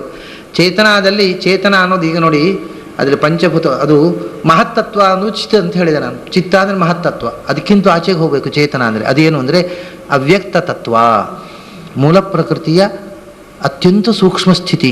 ಆದ್ದರಿಂದ ಚೇತನಾದ ದೇವತೆ, ಅತ್ಯಂತ ಮುಖ್ಯವಾದ ದೇವತೆ ಸ್ವತಃ ಲಕ್ಷ್ಮೀದೇವಿ. ಆ ಚೇತನದಲ್ಲಿ ಲಕ್ಷ್ಮೀನಾರಾಯಣರು. ಅದರಿಂದ ಇಲ್ಲಿ ವಾಸುದೇವ ಮಾಯಾ, ಚಿತ್ತದಲ್ಲಿ ವಾಸುದೇವ ಮಾಯಾ ಅವರು. ಅಲ್ಲಿಂದ ಮನೋಮಯ ಕೋಶದಲ್ಲಿ ಸಂಕರ್ಷಣ, ಅಲ್ಲಿಂದ ಪ್ರಾಣಮಯ ಕೋಶದಲ್ಲಿ ಪ್ರದ್ಯುಮ್ನ, ಅನ್ನಮಯ ಕೋಶದಲ್ಲಿ ಅನಿರುದ್ಧ. ಹೀಗೆ ಅನ್ನಮಯದಲ್ಲಿ ಅನಿರುದ್ಧ, ಅಲ್ಲಿಂದ ಪ್ರಾಣಮಯಕ್ಕೆ ಹೋದಾಗ ಪ್ರದ್ಯುಮ್ನ, ಮನೋಮಯಕ್ಕೆ ಹೋದಾಗ ಸಂಕರ್ಷಣ, ಚಿತ್ತಕ್ಕೆ ಹೋದಾಗ ವಾಸುದೇವ. ಇವರು ಎಲ್ಲ ಅನಿರುದ್ಧ ಅಂತಂದರೆ ಶಾಂತಿ ಅನಿರುದ್ಧ, ಪ್ರದ್ಯುಮ್ನ ಅಂತಂದರೆ ಕೃತಿ ಪ್ರದ್ಯುಮ್ನ, ಜಯ ಸಂಕರ್ಷಣ, ಮಾಯಾ ವಾಸುದೇವ, ಆನಂದಮಯ ಕೋಶದಲ್ಲಿ ಲಕ್ಷ್ಮೀ ನಾರಾಯಣ. ಹೀಗೆ ಸಾಕ್ಷಾತ್ ನಾರಾಯಣನ ಅಧಿಷ್ಠಾನವಾಗಿರತಕ್ಕಂಥ ಆ ಆನಂದಮಯ ಕೋಶದಲ್ಲೇ ಭಗವಂತನ ಅಪರೋಕ್ಷ ಧ್ಯಾನ ಚಿತ್ತದಲ್ಲಿ. ಈ ರೀತಿ ಇದು ನಮ್ಮ ಮೆಡಿಟೇಷನ್ನಲ್ಲಿಯೂ ಈ ಒಳಗಿನ ಪದರುಗಳಿಗೆ ನಾವು ಹೋಗಲಿಕ್ಕೆ ಇವು ಒಂದೊಂದು. ಆ ರೀತಿ ಭೌತಿಕವಾಗಿಯೂ ಮಣ್ಣು, ನೀರು, ಗಾಳಿ, ಬೆಂಕಿ, ಆಕಾಶ, ಮನಸ್ಸು, ಬುದ್ಧಿ, ಅಹಂಕಾರ, ಚಿತ್ತ ಮತ್ತು ಚೇತನ. ಇದು 10 ಪ್ರಿನ್ಸಿಪಲ್ಸುಗಳು ಸೇರಿ ಒಳಗಿನಲ್ಲಿ 10 ಕೋಶಗಳು. ಅಂದರೆ ಇವು ಕೋಶಗಳು ಅಂದರೆ ಈಗ ಹೇಗೆ ಕತ್ತಿ ಇಡಲಿಕ್ಕೆ ಅಥವಾ ನಮ್ಮ ಯಾವೊಂದು ಸಾಮಾನ್ಯ ಒಂದು ಚೀಲದ ಒಳಗೆ ಅದನ್ನು ಕತ್ತಿಯನ್ನು ಇಡುವ ಹಾಗೆ ಒಂದರ ಒಳಗೆ ಒಂದು ಒಳಗಿನಿಂದ ಇಲ್ಲ, ಅವು ಇರತಕ್ಕಂಥ ಸ್ಥಿತಿ ಬೇರೆ. ಆದರೆ ಅದನ್ನು ಕೋಶ ಅಂತ ಯಾಕೆ ಹೇಳ್ತಾರೆ ಅಂದರೆ ಇದರ ನಿಯಾಮಕವಾದ ಭಗವಂತನ ರೂಪಗಳು ಒಂದರ ಒಳಗೊಂದಿದೆ, ಆದ್ದರಿಂದ ಅದನ್ನು ಕೋಶ ಅಂತ ಹೇಳ್ತಾರೆ. ವಾಸ್ತವಿಕವಾಗಿ ಒಂದರ ಒಳಗೊಂದು, ಈಗ ಅನ್ನಮಯ ಕೋಶ ಅಂದರೆ ನಮಗೆ ಕಣ್ಣಿಗೆ ಕಾಣುವಂಥದ್ದು. ಅದರೊಳಗೆ ಪ್ರಾಣಮಯ ಕೋಶ ಅಂದರೆ ನಮಗೆ ಉಸಿರಾಟದಿಂದ ಗೊತ್ತಾಗುವಂಥದ್ದು. ಆ ಅನ್ನಮಯ ಪ್ರಾಣಮಯ ಕೋಶಗಳನ್ನು ವ್ಯಾಪಿಸಿಕೊಂಡು ಆ ಕೋಶದ ಒಳಗೂ ಇದೆ ಹೊರಗೂ ಇದೆ ಮನೋಮಯ ಕೋಶ. ಈಗ ಮನೋಮಯ ಕೋಶ ಒಳಗೆ ಮಾತ್ರ ಇರುವುದಲ್ಲ, ಅದರ ಒಳಗೆ ಮನೋಮಯ ಕೋಶ ಇರುವುದಲ್ಲ, ಅನ್ನಮಯ ಪ್ರಾಣಮಯ ಹೊರಗಡೆಯೂ ಇದೆ. ಯಾಕೆಂದರೆ ಆ ಮನಸ್ಸಿನ ಫಂಕ್ಷನಿಂಗು, ಆ ಕೋಶದ ಫಂಕ್ಷನಿಂಗ್ ನೋಡಿ, ಒಳಗಿನಿಂದ ಭಾವನೆಗಳು ಏನೋ ಸುಖ ದುಃಖ ತೃಪ್ತಿ ಅತೃಪ್ತಿ ಇದೆ. ಅಷ್ಟೇ ಅಲ್ಲ, ದೇಹದ ಯಾವ ಭಾಗದಲ್ಲಿ ಏನಾದರೂ ಮನಸ್ಸು ರಿಯಾಕ್ಟ್ ಆಗ್ತದೆ ಕೂಡಲೇ. ಇಲ್ಲಿ ಒಂದು ನಾವು ನಡೆಯುವಾಗ ಒಂದು ಚೂರು ಒಂದು ಕಲ್ಲಿನ ಹರಳು ಸ್ವಲ್ಪ ನಾವು ನಿರೀಕ್ಷಿದ್ದಕ್ಕಿಂತ ಸ್ವಲ್ಪ ಹೆಚ್ಚು ಕಮ್ಮಿ ಇದ್ದದ್ದು ತಾಗಿಬಿಟ್ರೆ ಇಲ್ಲಿ ನೋವಾಯಿತು ಅಂದರೆ ತಕ್ಷಣ ಇಡೀ ದೇಹ ರಿಯಾಕ್ಟ್ ಆಗ್ತದೆ. ಅದರಿಂದ ಇಡೀ ಅನ್ನಮಯ ಕೋಶದ ಹೊರಗೂ ಮನೋಮಯ ಕೋಶ ಜಾಗೃತವಾಗಿದೆ. ಅದು ಎಷ್ಟು ಜಾಗೃತವಾಗಿದೆ ಅಂದರೆ ಎಷ್ಟು ಅದ್ಭುತ ಅಂತಂದರೆ, ಇವಾಗ ಆನೆಯ ಮನೋಮಯ ಕೋಶದ ವ್ಯಾಪಾರ ಬಹಳ ವಿಚಿತ್ರವಾದ್ದು ನೋಡಿ. ಭಗವಂತನ ವಿಚಿತ್ರವಾದ ಸೃಷ್ಟಿಯಲ್ಲಿ ಅದು ಒಂದು. ಗಾತ್ರದಲ್ಲಿ ಹೇಳೋದಲ್ಲ ನಾನು, ಯಾವಾಗ ನಮ್ಮ ಕಾಲು ಗಟ್ಟಿ ಇದೆ, ಚಪ್ಪಲಿ ಹಾಕೊಳ್ಳದೆ ಇದ್ದರೂ ಪಕ್ಕಕ್ಕೆ ಮೇಲಿನ ಚರ್ಮದಷ್ಟು ಪಕ್ಕ ಇದಕ್ಕೆ ಏನೂ ತಾಗದಂತೆ ಚರ್ಮವನ್ನು ಗಟ್ಟಿಯಾದ ಚರ್ಮದ ಕಾಲಿಗೆ ಇದೆ, ಅದು ರೆಸಿಸ್ಟ್ ಮಾಡ್ತದೆ. ಮುಳ್ಳು ತಾಗಿದರೆ ಆಗದ, ಅಲ್ಲಿ ಇರದಿದ್ರೆ ಸಾಮಾನ್ಯ. ಈ ಚರ್ಮದಷ್ಟು ಮೃದುವಲ್ಲ, ಕಾಲಿನ ಪಾದ ನಡೆಯಲಿಕ್ಕೆ ಬೇಕಾಗುವ ಹಾರ್ಡ್ನೆಸ್ ಅದಕ್ಕೆ ಕೊಟ್ಟಿದ್ದಾನೆ ಭಗವಂತ. ಮತ್ತು ಅದು ಇರೋದಿಲ್ಲ ಮೊದಲೇ, ನಡೆದು ಬರುತ್ತೆ. ಚಿಕ್ಕ ಮಗುವಿಗೆ ಆ ಹಾರ್ಡ್ನೆಸ್ ಇರೋದಿಲ್ಲ, ನಡೆದು ಆ ಹಾರ್ಡ್ನೆಸ್ ಬರುತ್ತೆ. ಆಶ್ಚರ್ಯ ಏನು ಅಂದರೆ ನನಗೆ, ಈ ನಮ್ಮ ಭಾರಕ್ಕೆ ಈ ಕಾಲು ಎಷ್ಟು ಹರಡಾಗತ್ತಲ್ಲ, ಆನೆಯ ಕಾಲು ಎಷ್ಟು ಹರಡಾಗಬೇಕು ಅದರ ಭಾರಕ್ಕೆ. ಆದರೆ ಅತ್ಯಂತ ಸಾಫ್ಟ್ ಅದರ ಕಾಲು. ಏನು ವಿಚಿತ್ರ ಇದು, ಅತ್ಯಂತ ಸಾಫ್ಟು. ಅದು ಒಂದು ಸಣ್ಣ ಮುಳ್ಳು ತಾಗಿದರೆ ನಮ್ಮ ಕಾಲಾದರೂ ಪಕ್ಕ ಒಳಗೆ ಹೋಗಲಿಕ್ಕಿಲ್ಲ, ಅದರ ಕಾಲಿನ ಅಡಿಯ ಚರ್ಮ ಮೇಲಿನ ಮೈ ಚರ್ಮಕ್ಕಿಂತ ಸಾಫ್ಟು. ಇದು ಏನು ವಿಚಿತ್ರ ಯೋಚನೆ ಮಾಡಿದೆ. ಮೈಗೆ ರಸ್ತೆ ಅವು ಕಾಡಿನಲ್ಲಿ ಹೋಗುವಾಗ ಎಂಥ ಮುಳ್ಳಿನ ಬಲ್ಲೆಯ ಒಳಗೂ ನುಸುಳಿಕೊಂಡು ಹೋಗ್ತವೆ. ಅವು ಈ ಚರ್ಮ ತಾಗೋದಿಲ್ಲ, ಅವಳಿಗೆ ತಾಗಿದ್ರು ಏನು ಮೇಲಿನ ಗೀರಿ ಏನೋ ಗಾಯ ಕೂಡ ಆಗೋದಿಲ್ಲ. ಆದರೆ ಕಾಲ ಅಡಿಗೆ ಒಂದು ಸಣ್ಣ ಮುಳ್ಳು ತಾಗಿದ್ರು ತಡ್ಕೊಳ್ಳಿಕ್ಕೆ ಆಗೋದಿಲ್ಲ ಅವಳಿಗೆ ಚಪ್ಪಲಿ ಹೊಲಿಸುವುದು ಯಾರು? ಅಲ್ಲ, ಹೊಲಿಸಿದ್ರು ಹಾಕ್ಕೊಳ್ತಾವೇನು? ಅದು ಚಪ್ಪಲಿ ಹಾಕ್ಕೊಳ್ದೆ ನಡಿಬೇಕು. ಮತ್ತು ನಮ್ಮ ಹಾಗೆ ಒಳ್ಳೆ ಸಿಮೆಂಟಿನ ನೆಲದಲ್ಲೇ ನಡೆದರೆ ಒಂದು ವಿಷಯ ಬೇರೆ, ಅವು ಕಾಡಿನಲ್ಲೇ ನಡೀಬೇಕು. ಚಪ್ಪಲಿ ಹಾಕೊಳ್ಳುವಾಗಿಲ್ಲ. ಒಂದು ಸಣ್ಣ ಮುಳ್ಳು ತಾಗಿದ್ರು. ಆದರೆ ಅವುಗಳ ಕಾಲಿನಲ್ಲಿ ಮನೋಮಯ ಕೋಶ ಎಷ್ಟು ಸೆನ್ಸಿಟಿವ್ ಆಗಿದೆ ಅಂದರೆ, ಅವು ಕಾಲು ಎತ್ತಿ ಕೆಳಗಿನಿಂದ ಮುಳ್ಳು ಇದೆ ಅಂದರೆ ಅವರಿಗೆ ಆ ಮುಳ್ಳಿನ ವೈಬ್ರೇಷನ್ನು ಕಾಲು ಊರಿದ ಮೇಲಲ್ಲ, ಮುಳ್ಳು ಇದ್ದ ಜಾಗಕ್ಕೆ ಕಾಲೇ ಇಡೋದಿಲ್ಲ ಅವು. ಹಾಗಾದ್ರೆ ಆ ಸೆನ್ಸಿಟಿವಿಟಿ ಎಷ್ಟು ಅದ್ಭುತವಾದದ್ದು ಆ ಕಾಲಿನಲ್ಲಿ. ಮುಳ್ಳಿದ್ದ ಜಾಗದಲ್ಲಿ ಕಾಲು ಊರಿದ್ರೆ ಅವುಗಳಿಗೆ ಮತ್ತೆ ಮುಳ್ಳು ತೆಗಿಲಿಕ್ಕೆ ಯಾರಿದ್ದಾರೆ? ಅಲ್ಲ, ಎಂಥ ವಿಚಿತ್ರವಾದ ಪ್ರೊಟೆಕ್ಷನ್ ನೋಡಿ. ನಮಗೆ ಇಷ್ಟು ಗಟ್ಟಿ ಕಾಲಿದೆ, ಚಪ್ಪಲಿ ಇದೆ, ಚಪ್ಪಲಿ ಹರಿದು ಒಳಗೆ ಮುಳ್ಳು ಬರುತ್ತೆ. ಆಮೇಲೆ ತೆಗಿಲಿಕ್ಕೆ ಕೈ ಇದೆ, ಕಾಲಿದೆ, ಎಲ್ಲ ಇದೆ. ಅವುಗಳಿಗೆ ಚಪ್ಪಲಿ ಇಲ್ಲ, ಮುಳ್ಳು ತಾಗಿ ತೆಗಿಲಿಕ್ಕೆ ಕೈ ಇಲ್ಲ, ಏನೂ ಇಲ್ಲ. ಆದರೆ ಅವು ಎಂದೂ ಮುಳ್ಳು ತಾಗಿಸಿಕೊಂಡ ದಾಖಲೆ ಇಲ್ಲ. ಮೈಯೆಲ್ಲ ಮುಳ್ಳು ತಾಗಿಸಿಕೊಳ್ತವೆ, ಕಾಲಿಗೆ ಮುಳ್ಳು ತಾಗೋದಿಲ್ಲ. ಹಾಗಾದರೆ ಎಂಥ ಸೆನ್ಸಿಟಿವಿಟಿ ಬೇಕು. ಆ ಮೈಂಡು, ಮನೋಮಯ ಕೋಶ ಆ ಪಾದದಲ್ಲಿ ಎಷ್ಟು ಜಾಗೃತವಾಗಿದೆ ನೋಡಿ. ಒಂದೇ ಒಂದು ಮುಳ್ಳು ತಾಗಿದರೆ ಅದರ ಕಥೆ ಮುಗೀತು, ಸೆಪ್ಟಿಕ್ ಆಗಿ ಸಾಯಬೇಕು. ಆದರೆ ಸಾಯೋದೇ ಇಲ್ಲ, ಹಾಗೆ ತಾಗುವುದೇ ಇಲ್ಲ. ಮುಳ್ಳಿನ ರಾಶಿಯಲ್ಲೇ ನಡೆಯೋದು ಮತ್ತೆ ಕಾಡಿದಲ್ಲೇ. ಅಷ್ಟು ಜಾಗದಲ್ಲಿ ಮುಳ್ಳು ಇಲ್ಲದ ಜಾಗವನ್ನು ಆಯ್ಕೆ ಮಾಡಿ ಕಾಲು ಉರುತ್ತವೆ. ಅದು ಕಾಲು ಕಣ್ಣು ನೋಡಿ ಇಡುವುದಲ್ಲ, ಕಾಲು ಅವು ಹೀಗೆ ನೆಟ್ಟ ಎದುರು ನೋಡಿಕೊಂಡು ಪಾದದ ಅಡಿಯನ್ನು ನೋಡುವುದೇ ಇಲ್ಲ ಅವು. ನಾವಾದರೂ ದೃಷ್ಟಿಭೂತಂ ನ್ಯಸೇತ್ ಪಾದಂ ಅಂತ ಹೇಳ್ತಾರೆ, ನೋಡಿ ಹೆಜ್ಜೆ ಇಡು ಅಂತ. ಯಾಕಂದರೆ ಹೆಜ್ಜೆ ಅಡಿಯಲ್ಲಿ ಏನಿದ್ರೆ ನಮ್ಗೆ ಕಾಣೋಲ್ಲ. ನಾವು ಹೆಜ್ಜೆ ಇಟ್ಟು ಮತ್ತೆ ಜಾರಿ ಬೀಳೋರೆ, ಬಾಳೆಹಣ್ಣಿನ ಸಿಪ್ಪೆ ಇದ್ದರೆ ಅದರ ಮೇಲೆ ಕಾಲಿಟ್ಟು ಜಾರಿ ಬೀಳೋರೆ. ಅವು ಮುಂದಕ್ಕೆ ನೋಡಿಕೊಂಡು ಹೋಗ್ತವೆ, ಕಣ್ಣು ಹೀಗೆ ಕೆಳಕ್ಕೆ ಮಾಡುವುದಿಲ್ಲ. ಆದರೆ ಕಾಲಿಗೆ ಕಣ್ಣು ಅಂದರೆ ಸೆನ್ಸಿಟಿವಿಟಿ. ಕಣ್ಣು ಅಂದರೆ ಏನು ಮುಳ್ಳು ಗಿಳ್ಳು ಅಥವಾ ಕಾಲಿಗೆ ಬಾಧಕವಾದಂಥ ವಸ್ತು ಇದ್ದರೆ ಕೂಡಲೇ ಆ ಸೆನ್ಸಿಟಿವ್, ಆ ಕಾಲಿಗೆ ಅದಕ್ಕೆ ಗೊತ್ತಾಗ್ಬಿಡ್ತದೆ ಆ ಸೆನ್ಸೇಷನ್. ಅಲ್ಲಿ ಕಾಲು ಊರುವುದಿಲ್ಲ. ಯಾಕೆ ಹೇಳಿದೆ ಅಂದರೆ, ಮನೋಮಯ ಕೋಶ ಒಳಗೂ ಹೊರಗೂ ಎಷ್ಟು ಜಾಗೃತವಾಗಿ ಕೆಲಸ ಮಾಡುತ್ತೆ ಅನ್ನೋದಕ್ಕೆ ಮನುಷ್ಯರಿಗೆ ಎಚ್ಚರವೇ ಇಲ್ಲದ ಪ್ರಾಣಿಗಳು ರೀ. ಆದ್ದರಿಂದ ಅವರನ್ನು ದೃಷ್ಟಾಂತ ಕೊಡಲಿಕ್ಕೆ ಬರುವುದಿಲ್ಲ. ಪ್ರಾಣಿಗಳನ್ನು ಹೆಚ್ಚು ಸುಲಭವಾಗಿ ದೃಷ್ಟಾಂತ ಕೊಡಬಹುದು ಅಂಥ ಕೋಶಗಳು. ಹೀಗೆ ಅನ್ನಮಯ, ಪ್ರಾಣಮಯ, ಮನೋಮಯ, ವಿಜ್ಞಾನಮಯ, ಆನಂದಮಯ ಕೋಶಗಳು. ಈ ಕೋಶಗಳ ಸುರಕ್ಷಿತತೆಗೋಸ್ಕರ ಅವು ಸ್ವಲ್ಪ ಕಾಲ ಸುಖವಾಗಿರಬೇಕು ಅನ್ನೋದಕ್ಕೋಸ್ಕರ ನಾವು ಆಹಾರ ತಿನ್ನುವುದು. ಅದು ನಮ್ಮ ಆಹಾರ ಈ ಪಂಚಕೋಶಗಳಿಗೂ ಸಪ್ಲೈ ಆಗ್ತಾ ಇರ್ತದೆ. ಆ ಪಂಚಕೋಶಗಳಲ್ಲಿ ಇರತಕ್ಕಂಥ ಭಗವಂತ, ಅನಿರುದ್ಧ, ಪ್ರದ್ಯುಮ್ನ, ಸಂಕರ್ಷಣ, ವಾಸುದೇವ, ನಾರಾಯಣ, ಇದನ್ನು ನಾವು ತಿಳ್ಕೊಂಡಿರಬೇಕು. ಇದು ಪಂಚಕೋಶಗಳ ರೂಪದ ಆ ರೂಪಗಳ ಸಂಖ್ಯೆ. ಮತ್ತು ಅದರಲ್ಲಿ ಅನ್ನಮಯ ಕೋಶದಲ್ಲಿ ಅನ್ನ, ಪ್ರಾಣಮಯ ಕೋಶದಲ್ಲಿ ಪ್ರಾಣ, ಮನೋಮಯ ಕೋಶದಲ್ಲಿ ಮನಸ್ಸು, ವಿಜ್ಞಾನಮಯ ಕೋಶದಲ್ಲಿ ವಿಜ್ಞಾನ, ಆನಂದಮಯ ಕೋಶದಲ್ಲಿ ಆನಂದ ಅನ್ನುವ ತತ್ವಗಳು. ಆ ತತ್ವಗಳಲ್ಲಿ ಇರತಕ್ಕ ಭಗವಂತನ ರೂಪ. ಮತ್ತು ಇದಿಷ್ಟನ್ನು ಪಂಚರೂಪಿಯಾದ ಭಗವಂತ ಪ್ರಾಣಾಪಾನ ವ್ಯಾನೋದಾನ ಸಮಾನ ನಾಮಕನಾದ ಪಂಚಪ್ರಾಣನ ಜೊತೆಗೆ ಮಾಡ್ತಕ್ಕಂಥದ್ದು. ಇಷ್ಟು ತಿಳ್ಕೊಂಡು ಬಿಟ್ಟರೆ ಊಟಕ್ಕೆ ಸಂಬಂಧಪಟ್ಟ ವಿಷಯ ಒಮ್ಮೆ ಮುಗಿದಾಗಾಯ್ತು. ಯಾವಾಗ ಊಟ ಮುಗಿಯುತ್ತೆ ಅಂತ ಆಗಲಿ ಶುರುವಾಗಿದೆ ನಿಮಗೆ. ಅದರಿಂದ ಈ 3 ರೂಪಗಳ ಸಂಖ್ಯೆ ನ್ಯೂಮರಾಲಜಿಯನ್ನು ಮುಂದೆ ಹೇಳ್ತಾರೆ.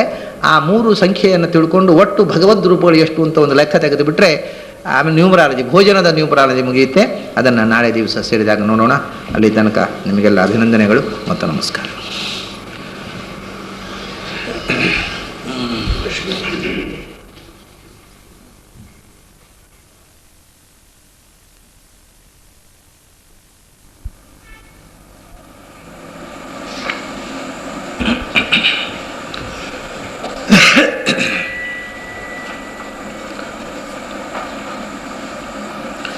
ಜಯತಿ ಪರಾಶರ ಸೋನು ಸತ್ಯವತಿ ಹೃದಯ ನಂದನೋ ವ್ಯಾಸ ಯಸ್ಯ ಹಾಸ್ಯ ಕಮಲಗಲಿತಂ ವಾಂಗ್ಮಯಮೃತಂ ಜಗತ್ಪಿಬತಿ. ಭುಜಗ ಭೋಗಾಭಮುದ್ಯಮ್ಯ ಹೃದಯಂ ನಿಜಭುಜಂ ದಕ್ಷಿಣಂ ಲಕ್ಷಣಾಢ್ಯಂ ಲಲಿತ ಮುದ್ರಿಕ್ತ ವಿಜ್ಞಾನ ಮುದ್ರಂ ಭಜ ಭಜ ಅನಂತಮಿತ್ಯಾಲಪಂತಂ ಪ್ರಣತವಾನ್ ಪ್ರಾಣಿನಾಂ ಪ್ರಾಣಭೂತಂ ಪ್ರಣತಿಭಿಃ ಪ್ರಣಯೇ ಪೂರ್ಣಬೋಧಂ. ಭವದವೋಷ್ಣೇನ ತಾತಪ್ಯಮಾನಾನ್ ಭುವಿ ಪರಂ ನಾಥಮಪ್ರೇಕ್ಷಮಾಣಾನ್ ಭುವನಮಾನ್ಯೇನ ಚ ಅನ್ಯೇನ ದೋಷ್ಣಾ ಭವತು ಭೀರ್ಮಾ ಇತಿ ನಃ ಸಾಂತ್ವಯಂತಂ ಪ್ರಣತವಾನ್ ಪ್ರಾಣಿನಾಂ ಪ್ರಾಣಭೂತಂ ಪ್ರಣತಿಭಿಃ ಪ್ರಣಯೇ ಪೂರ್ಣಬೋಧಂ. ನನ್ನ ಅಧ್ಯಾತ್ಮ ಬಂಧುಗಳೇ, ಭೋಜನದ ಹಿನ್ನೆಲೆಯಲ್ಲಿ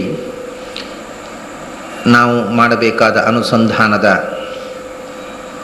ಅನೇಕ ವಿವರಗಳನ್ನು ದಾಸರು ಈ ಹಿಂದಿನ 12 ಪದ್ಯಗಳಲ್ಲಿ ವಿವರಿಸಿದ್ದರು. ಭೋಕ್ತಾರನಾಗಿರ್ತಕ್ಕಂಥ ಜೀವನಲ್ಲಿ ಇರತಕ್ಕಂಥ ರೂಪಗಳು, ಭೋಜ್ಯವಾದಂಥ ಪದಾರ್ಥದಲ್ಲಿರತಕ್ಕ ರೂಪಗಳು, ಆ ರೂಪಗಳಲ್ಲಿ ಮತ್ತೆ ಅಖಂಡ ರೂಪಗಳು, ಖಂಡ ರೂಪಗಳು, ಅನ್ನದಲ್ಲಿ, ಸೂಪದಲ್ಲಿ, ಶಾಖದಲ್ಲಿ, ಪಾಯಸದಲ್ಲಿ, ಘೃತದಲ್ಲಿ, ಹೀಗೆ ಬೇರೆ ಬೇರೆ ವಿಧವಾದಂಥ ಆಹಾರದಲ್ಲಿ ಮತ್ತು ಮಾಧುರ್ಯದಲ್ಲಿ, ವಿಷದಲ್ಲಿ, ವಿಷದದಲ್ಲಿ, ತೀಕ್ಷ್ಣಕದಲ್ಲಿ, ಸ್ಥಿರದಲ್ಲಿ, ನಿರ್ಹಾರಿಯಲ್ಲಿ ಇರಬೇಕಾದಂಥ ರೂಪಗಳ ಅನುಸಂಧಾನ, ಇದೆಲ್ಲವನ್ನು ಹೇಳಿ ಈಗ ನಿನ್ನೆ ನಾನು ಹೇಳಿದಂತೆ ಈ ದೇಹದ ಬೆಳವಣಿಗೆಗೆ ನಾವು ಅನ್ನವನ್ನು ಉಣ್ಣುತ್ತೇವೆ. ದೇಹ ಅನ್ನುವುದಕ್ಕೆ 5 ಮುಖಗಳಿವೆ. ಈ ದೇಹದಲ್ಲಿ 5 ವಿಭಾಗ. ಆ 5 ವಿಭಾಗಗಳ ವಿವರವನ್ನು ನಿನ್ನೆ ನಾನು ಹೇಳಿದೆ. ಅನ್ನಮಯ ಕೋಶ, ಪ್ರಾಣಮಯ ಕೋಶ, ಮನೋಮಯ ಕೋಶ, ವಿಜ್ಞಾನಮಯ ಕೋಶ ಮತ್ತು ಆನಂದಮಯ ಕೋಶ. ಈ ಎಲ್ಲ ಕೋಶಗಳಿಗೂ ಕೂಡ ನಮ್ಮ ಉಂಡ ಆಹಾರದ ಸತ್ವ ಸಾರದಿಂದ ಬೆಳವಣಿಗೆ ಇದೆ. ಅನ್ನಮಯ ಕೋಶ ಅಂತೂ ಅನ್ನದಿಂದಲೇ ಬೆಳೆಯೋದು ನಮಗೆ ಖಚಿತವಾಗಿ ಗೊತ್ತಿದೆ. ಅದರ ಒಳಗಿರತಕ್ಕಂಥ ಪ್ರಾಣಮಯ ಕೋಶಕ್ಕೆ ಕೂಡ ಆಹಾರ ಇಲ್ಲದೇ ಇದ್ದರೆ, ಏಕೆಂದರೆ ತೇಜಸ್ಸಿನ ಅಂಶ ಪ್ರಾಣಮಯ ಕೋಶದಲ್ಲಿರುವಂಥದ್ದು, ಅದಕ್ಕೆ ತೈಜಸ್ಸು ಆಹಾರ ಬೇಕಾಗುತ್ತೆ. ಇಂದ್ರಿಯಗಳು ಮನೋಮಯ ಕೋಶದಲ್ಲಿ, ಮನಸ್ಸು ಅನ್ನೋದು ಕೂಡ ಅನ್ನದಿಂದಲೇ, ಅದು ಪಾರ್ಥಿವ. ನಾವು ಉಂಡ ಅನ್ನದ ಸತ್ವವೇ ಮನಸ್ಸಿನ ಮೇಲೆ ಪರಿಣಾಮ ಮಾಡ್ಬೋದು. ಹಾಗಾಗಿ ಆಹಾರ ಶುದ್ಧೌ ಸತ್ವಶುದ್ಧಿ, ಸತ್ವಶುದ್ಧೌ ಧ್ರುವ ಸ್ಮೃತಿ ಅಂತ ಒಂದು ಮಾತು ಉಪನಿಷತ್ನಲ್ಲಿದೆ. ಅದಕ್ಕೆ ಮೇಲುನೋಟ, ಅದಕ್ಕೆ 2 ಅರ್ಥ ಇದೆ, ದೈಹಿಕವಾದ ಅರ್ಥ ಮತ್ತು ಮಾನಸಿಕವಾದ ಅರ್ಥ ಅಂತ. ದೈಹಿಕವಾದ ಅರ್ಥ ಆಹಾರ ಶುದ್ಧವು ಸತ್ವಶುದ್ಧಿ ಅಂದರೆ ನಾವು ಉಣ್ಣುವ ದೇಹಕ್ಕೆ, ಹೊಟ್ಟೆಗೆ ಉಣ್ಣುವ ಆಹಾರ ಪರಿಶುದ್ಧವಾದದ್ದಿದ್ದರೆ ಅದರಿಂದ ಮನಸ್ಸು ಶುದ್ಧವಾದ ಆಹಾರವನ್ನು ಉಂಡರೆ ಮನಸ್ಸು, ಸತ್ವ ಅಂದರೆ ಮನಸ್ಸು ಶುದ್ಧವಾಗುತ್ತೆ. ಯಾಕೆ?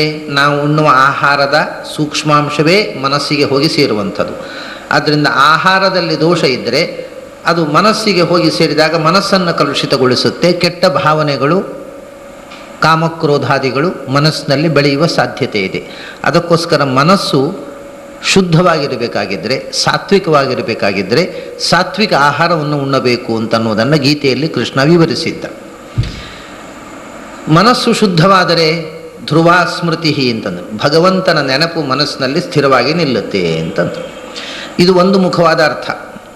ಇನ್ನೊಂದು ಅರ್ಥ ಅಂದರೆ ಮಾನಸಿಕವಾದ ಅರ್ಥವೇ. ಇದು ದೈಹಿಕವಾದ ಅರ್ಥ ಆಯಿತು. ಹೊಟ್ಟೆಗೆ ಆಹಾರ, ಹೊಟ್ಟೆಗೆ ಒಳ್ಳೆಯ ಆಹಾರ ಕೊಟ್ಟರೆ ಮನಸ್ಸು ಒಳ್ಳೆಯ ರೀತಿಯಲ್ಲಿ ಇರುತ್ತೆ ಅಂತ. ಅಷ್ಟೇ ಸಾಲದು, ಮನಸ್ಸಿಗೆ ಒಳ್ಳೆಯ ಆಹಾರ ಕೊಡಬೇಕು. ಮನಸ್ಸಿಗೆ ಒಳ್ಳೆಯ ಆಹಾರ ಕೊಡುವುದು ಅಂದರೆ ಗುರೋಹ ವಿದ್ಯಾಹೃತಿ ಯಾತು ಸ ಆಹಾರ ಉದಾಹೃತಃ ಅಂತ. ಆಹಾರ ಅಂದರೆ ಮನಸ್ಸಿನ ಮೆಂಟಲ್ ಫುಡ್, ಅಂದರೆ ಗುರುಗಳಿಂದ ಒಳ್ಳೆಯ ಜ್ಞಾನವನ್ನು ಪಡೆಯುವುದು ಮನಸ್ಸಿನ ಆಹಾರ. ವಿದ್ಯೆಯ ಆಹಾರ ಅಂದರೆ ಆಹರಣ, ತಿಳಿದವರಿಂದ ಒಳ್ಳೆಯ ವಿಷಯಗಳನ್ನು ಕೇಳಿ ಮನಸ್ಸಿಗೆ ಆ ವಿಷಯಗಳನ್ನು ಯಾವಾಗಲೂ ಕೊಡ್ತಾ ಇರುವುದು ಮನಸ್ಸಿಗೆ ಒಳ್ಳೆಯ ಆಹಾರ. ಅದರಿಂದ ಮನಸ್ಸು ಶುದ್ಧವಾಗುತ್ತೆ ಅಂತ. ಎರಡೂ ಬೇಕು. ಒಳ್ಳೆಯ ವಿಷಯಗಳನ್ನು ಕೇಳ್ತಾ ಇದ್ದು ತಾಮಸ ಆಹಾರವನ್ನು ಉಣ್ಣುತ್ತಾ ಇದ್ದರೆ ಮನಸ್ಸು ಆ ಒಳ್ಳೆಯ ವಿಷಯಗಳನ್ನು ಮರೆತು ತಾಮಸ ವಿಷಯಗಳ ಕಡೆಗೆ ಹೋಗುತ್ತೆ. ಸಾತ್ವಿಕ ಆಹಾರವನ್ನೇ ತಗೊಳ್ತಾ ಇದ್ದು ಮನಸ್ಸಿಗೆ ಯಾವ ವಿಷಯದ ಗ್ರಹಣವೂ ಮಾಡದೆ ಬರೇ ಊಟ ಮಾಡ್ತಾ ಇದ್ದರೆ ಮನಸ್ಸು ಶುದ್ಧವಾಗಿ ಸಾತ್ವಿಕವಾದ್ದನ್ನು ಚಿಂತನೆ ಮಾಡೋದಿಲ್ಲ. ಇದು ಎರಡೂ, ಮನಸ್ಸಿಗೆ ಹೊಟ್ಟೆಗೆ ಸಾತ್ವಿಕ ಆಹಾರ ಕೊಡಬೇಕು, ತಲೆಗೆ ಸಾತ್ವಿಕ ವಿಷಯಗಳನ್ನು ಕೊಡ್ತಾ ಇರಬೇಕು. ಆಗ ಅದು ಶುದ್ಧ ಸಾತ್ವಿಕವಾಗಿ ರೂಪುಗೊಳ್ಳುತ್ತೆ. ಮತ್ತು ಅದರಿಂದ ಭಗವಂತನ ಚಿಂತನೆಗೆ ಧ್ರುವ ಸ್ಮೃತಿ ಅಂದರೆ ಧ್ಯಾನಕ್ಕೆ ಮನಸ್ಸು ಅಣಿಯಾಗತ್ತೆ ಅಂತ ಉಪನಿಷತ್ನಲ್ಲಿ ಹೇಳಿರತಕ್ಕಂಥ ಸಂಗತಿ. ಹಾಗಾಗಿ ಈ ಮನೋಮಯ ಕೋಶದ ಒಳಗಿನ ಪದರೆ ವಿಜ್ಞಾನಮಯ ಕೋಶ, ಆನಂದಮಯ ಕೋಶ. ಮನಸ್ಸು, ಬುದ್ಧಿ, ಅಹಂಕಾರ, ಚಿತ್ತ, ಚೇತನ. ಅಂದರೆ ನಾವು ನಿನ್ನೆ ಹೇಳಿದ ಹಾಗೆ ಇದು ಒಟ್ಟು 5 ಜನರಿಗೆ, ಈ 5 ಕೋಶಗಳು 5ವರಿಗೆ ಸಂಬಂಧಪಟ್ಟದ್ದು. ಗರುಡ, ಶೇಷ, ರುದ್ರ, ವಾಯು, ಬ್ರಹ್ಮ. ಅನ್ನಮಯ ಕೋಶ ರುದ್ರದೇವರಿಗೆ ಸಂಬಂಧಪಟ್ಟದ್ದು. ಮನೋಮಯ ಕೋಶ, ಪ್ರಾಣಮಯ ಕೋಶ ಶೇಷದೇವರಿಗೆ ಸಂಬಂಧಪಟ್ಟದ್ದು. ಅಂದರೆ ಇದನ್ನು ರುದ್ರದೇವರಿಗೆ ಹೆಸರೇ ಶರೀರ ಪುರುಷ ಅಂತ. ಪ್ರಾಣಮಯ ಕೋಶ ಶೇಷದೇವರಿಗೆ ಸಂಬಂಧಪಟ್ಟದ್ದು, ಆದ್ದರಿಂದ ಅವರಿಗೆ ಹೆಸರೇ ಛಂದಃ ಪುರುಷ ಅಂತ. ಮನೋಮಯ ಕೋಶ ಗರುಡನಿಗೆ ಸಂಬಂಧಪಟ್ಟದ್ದು, ಆದ್ದರಿಂದ ಗರುಡನಿಗೆ ಹೆಸರೇ ವೇದ ಪುರುಷ ಅಂತ.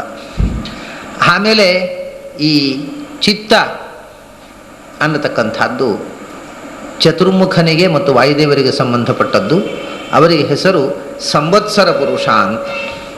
ಚತ್ವಾರ ಪುರುಷಾ ಇತಿ ಬಾಧ್ವ ಅಂತ ಐತರೇಯ ಉಪನಿಷತ್ನಲ್ಲಿ ಈ ದೇಹದ ಒಳಗೆ ಇರತಕ್ಕ 4 ಪುರುಷರನ್ನು ನಾವು ತಿಳ್ಕೋಬೇಕು ಅಂತ. ಅದರ ಆಚೆಗೆ ಮೂಲ ಪ್ರಕೃತಿಗೆ ಸಂಬಂಧಪಟ್ಟು ಪರಮಪುರುಷನೇ ನೆಲೆಸಿರತಕ್ಕಂಥದ್ದು ಆನಂದಮಯ ಕೋಶ. ಮತ್ತು ಅದರಲ್ಲೂ ಬ್ರಹ್ಮವಾಯುಗಳ ವ್ಯಾಪ್ತಿ ಇದೆ. ಹೀಗೆ ಈ 5 ಕೋಶಗಳಿಗೆ ಸಂಬಂಧಪಟ್ಟ 5 ಪ್ರಿನ್ಸಿಪಲ್ಸ್ಗಳನ್ನು ನಮಗೆ ಗೊತ್ತು. ಆದರೆ ಈ 5 ತತ್ವಗಳ ಒಳಗೆ ಶರೀರ ಪುರುಷನ ಒಳಗೆ ಅನ್ನಮಯ ಕೋಶ, ಅದಕ್ಕೆ ನಿಯಾಮಕನಾಗಿ ಶರೀರ ಪುರುಷ ಶಿವ ಇದ್ದಾನೆ. ಶರೀರ ಪುರುಷನ ಒಳಗೆ ಅನಿರುದ್ಧ ಇದ್ದಾನೆ. ಪ್ರಾಣಮಯ ಕೋಶ, ಅದಕ್ಕೆ ನಿಯಾಮಕನಾಗಿ ಶೇಷ ಇದ್ದಾನೆ. ಶೇಷನ ಒಳಗೆ ಪ್ರದ್ಯುಮ್ನ ಇದ್ದಾನೆ. ಮನೋಮಯ ಕೋಶ, ಅದಕ್ಕೆ ನಿಯಾಮಕನಾಗಿ ಗರುಡ ಇದ್ದಾನೆ. ಗರುಡನ ಒಳಗೆ ಸಂಕರ್ಷಣ ಇದ್ದಾನೆ. ಆಮೇಲೆ ಚಿತ್ತ ವಿಜ್ಞಾನಮಯ ಕೋಶ, ಅದಕ್ಕೆ ನಿಯಾಮಕರಾಗಿ ಬ್ರಹ್ಮವಾಯುಗಳಿದ್ದಾರೆ. ಅವರ ಒಳಗೆ ವಾಸುದೇವ ಇದ್ದಾನೆ. ಆನಂದಮಯ ಕೋಶ, ಅದಕ್ಕೆ ಅಭಿಮಾನಿನಿಯಾಗಿ ಸ್ವತಃ ಪ್ರಕೃತಿ ಲಕ್ಷ್ಮೀದೇವಿ ಇದ್ದಾಳೆ. ಅದರ ಒಳಗೆ ಮತ್ತೆ ನಾರಾಯಣ ಇದ್ದಾನೆ. ಹೀಗೆ ನಾವು ಮೇಲುನೋಟಕ್ಕೆ ಕಾಣುವ ಈ ಭೌತಿಕ ಕೋಶದೊಳಗೆ ಇರತಕ್ಕ ಆಧ್ಯಾತ್ಮಿಕ ತತ್ವದ ಚಿಂತನೆ, ಏಕೆಂದರೆ ಇದು ಅನ್ನಕ್ಕೆ ಸಂಬಂಧಪಟ್ಟು ಮಾಡಬೇಕಾದ ಚಿಂತನೆಯನ್ನು ಈ ಮುಂದಿನ ಪದ್ಯದಲ್ಲಿ ಹೇಳ್ತಾರೆ. ಅನ್ನಮಯ ಕೋಶದಲ್ಲಿ ಅನಿರುದ್ಧ, ಪ್ರಾಣಮಯ ಕೋಶದಲ್ಲಿ ಪ್ರದ್ಯುಮ್ನ, ಮನೋಮಯ ಕೋಶದಲ್ಲಿ ಸಂಕರ್ಷಣ, ವಿಜ್ಞಾನಮಯ ಕೋಶದಲ್ಲಿ ವಾಸುದೇವ, ಆನಂದಮಯ ಕೋಶದಲ್ಲಿ ನಾರಾಯಣ ಅಂತ. ಈ ಹೆಸರುಗಳಿಂದ ಒಂದು ನ್ಯೂಮರಾಲಜಿ, ಸಂಖ್ಯೆಯನ್ನು, ಆ ಹೆಸರು ಸಂಖ್ಯೆಯನ್ನು ಸೂಚಿಸುತ್ತೆ. ಮತ್ತೆ ಇವತ್ತು ನ್ಯೂಮರಾಲಜಿ ಪ್ರಾರಂಭ ಆಯಿತು. ಅದು ಸ್ವಲ್ಪ ನಿಮಗೆ ಅರ್ಥವಾಗದ ವಿಷಯ ಬರುತ್ತೆ ಈಗ, ಯಾಕಂದರೆ ಸಂಖ್ಯೆ, ಅಲ್ಲಿ ಶಬ್ದಗಳನ್ನು ಹೇಳ್ತಾರೆ. ಅದು ಬಹಳ ಜನರಿಗೆ, ನಿಮಗೆ ಅಂದರೆ ಎಲ್ರಿಗೂ ಹೇಳ್ತಾ ಇಲ್ಲ, ಎಲ್ರಿಗೂ ಆ ಸಂಖ್ಯೆ ಗೊತ್ತಿದೆ. ಕೇಳದೆ ಸ್ವಲ್ಪ ಗಣಿತದ ಪರಿಚಯ ಇಲ್ಲದ ಮತ್ತು ಈ ರೂಪಗಳ ಸಂಖ್ಯೆಯ ಪರಿಚಯ ಇಲ್ಲದೆ ಇದ್ದವರಿಗೆ ಮೊದಲ ಬಾರಿ ಕೇಳಿದಾಗ ಅದು ಏನೋ ಎಂತು ಅಂತ ಗೊತ್ತಾಗದ ಒಂದು ಸಂದಿಗ್ಧತೆಯನ್ನು ನಿರ್ಮಾಣ ಮಾಡತಕ್ಕಂಥ ಉಪಾಸನೆ. ಇನ್ನು ಸುಮಾರು 5, 6, 7, 8 ಶ್ಲೋಕಗಳಲ್ಲಿ ಬರೇ ಸಂಖ್ಯೆಗಳನ್ನು ಹೇಳ್ತಾರೆ, ದೇವತಾ ರೂಪಗಳ ಸಂಖ್ಯೆಯನ್ನು. ಅನಿರುದ್ಧ ನಮ್ಮಲ್ಲಿ ಮೊದಲು ಅನ್ನಮಯ ಕೋಶದಲ್ಲಿ ಅನಿರುದ್ಧ ಇದ್ದಾನೆ.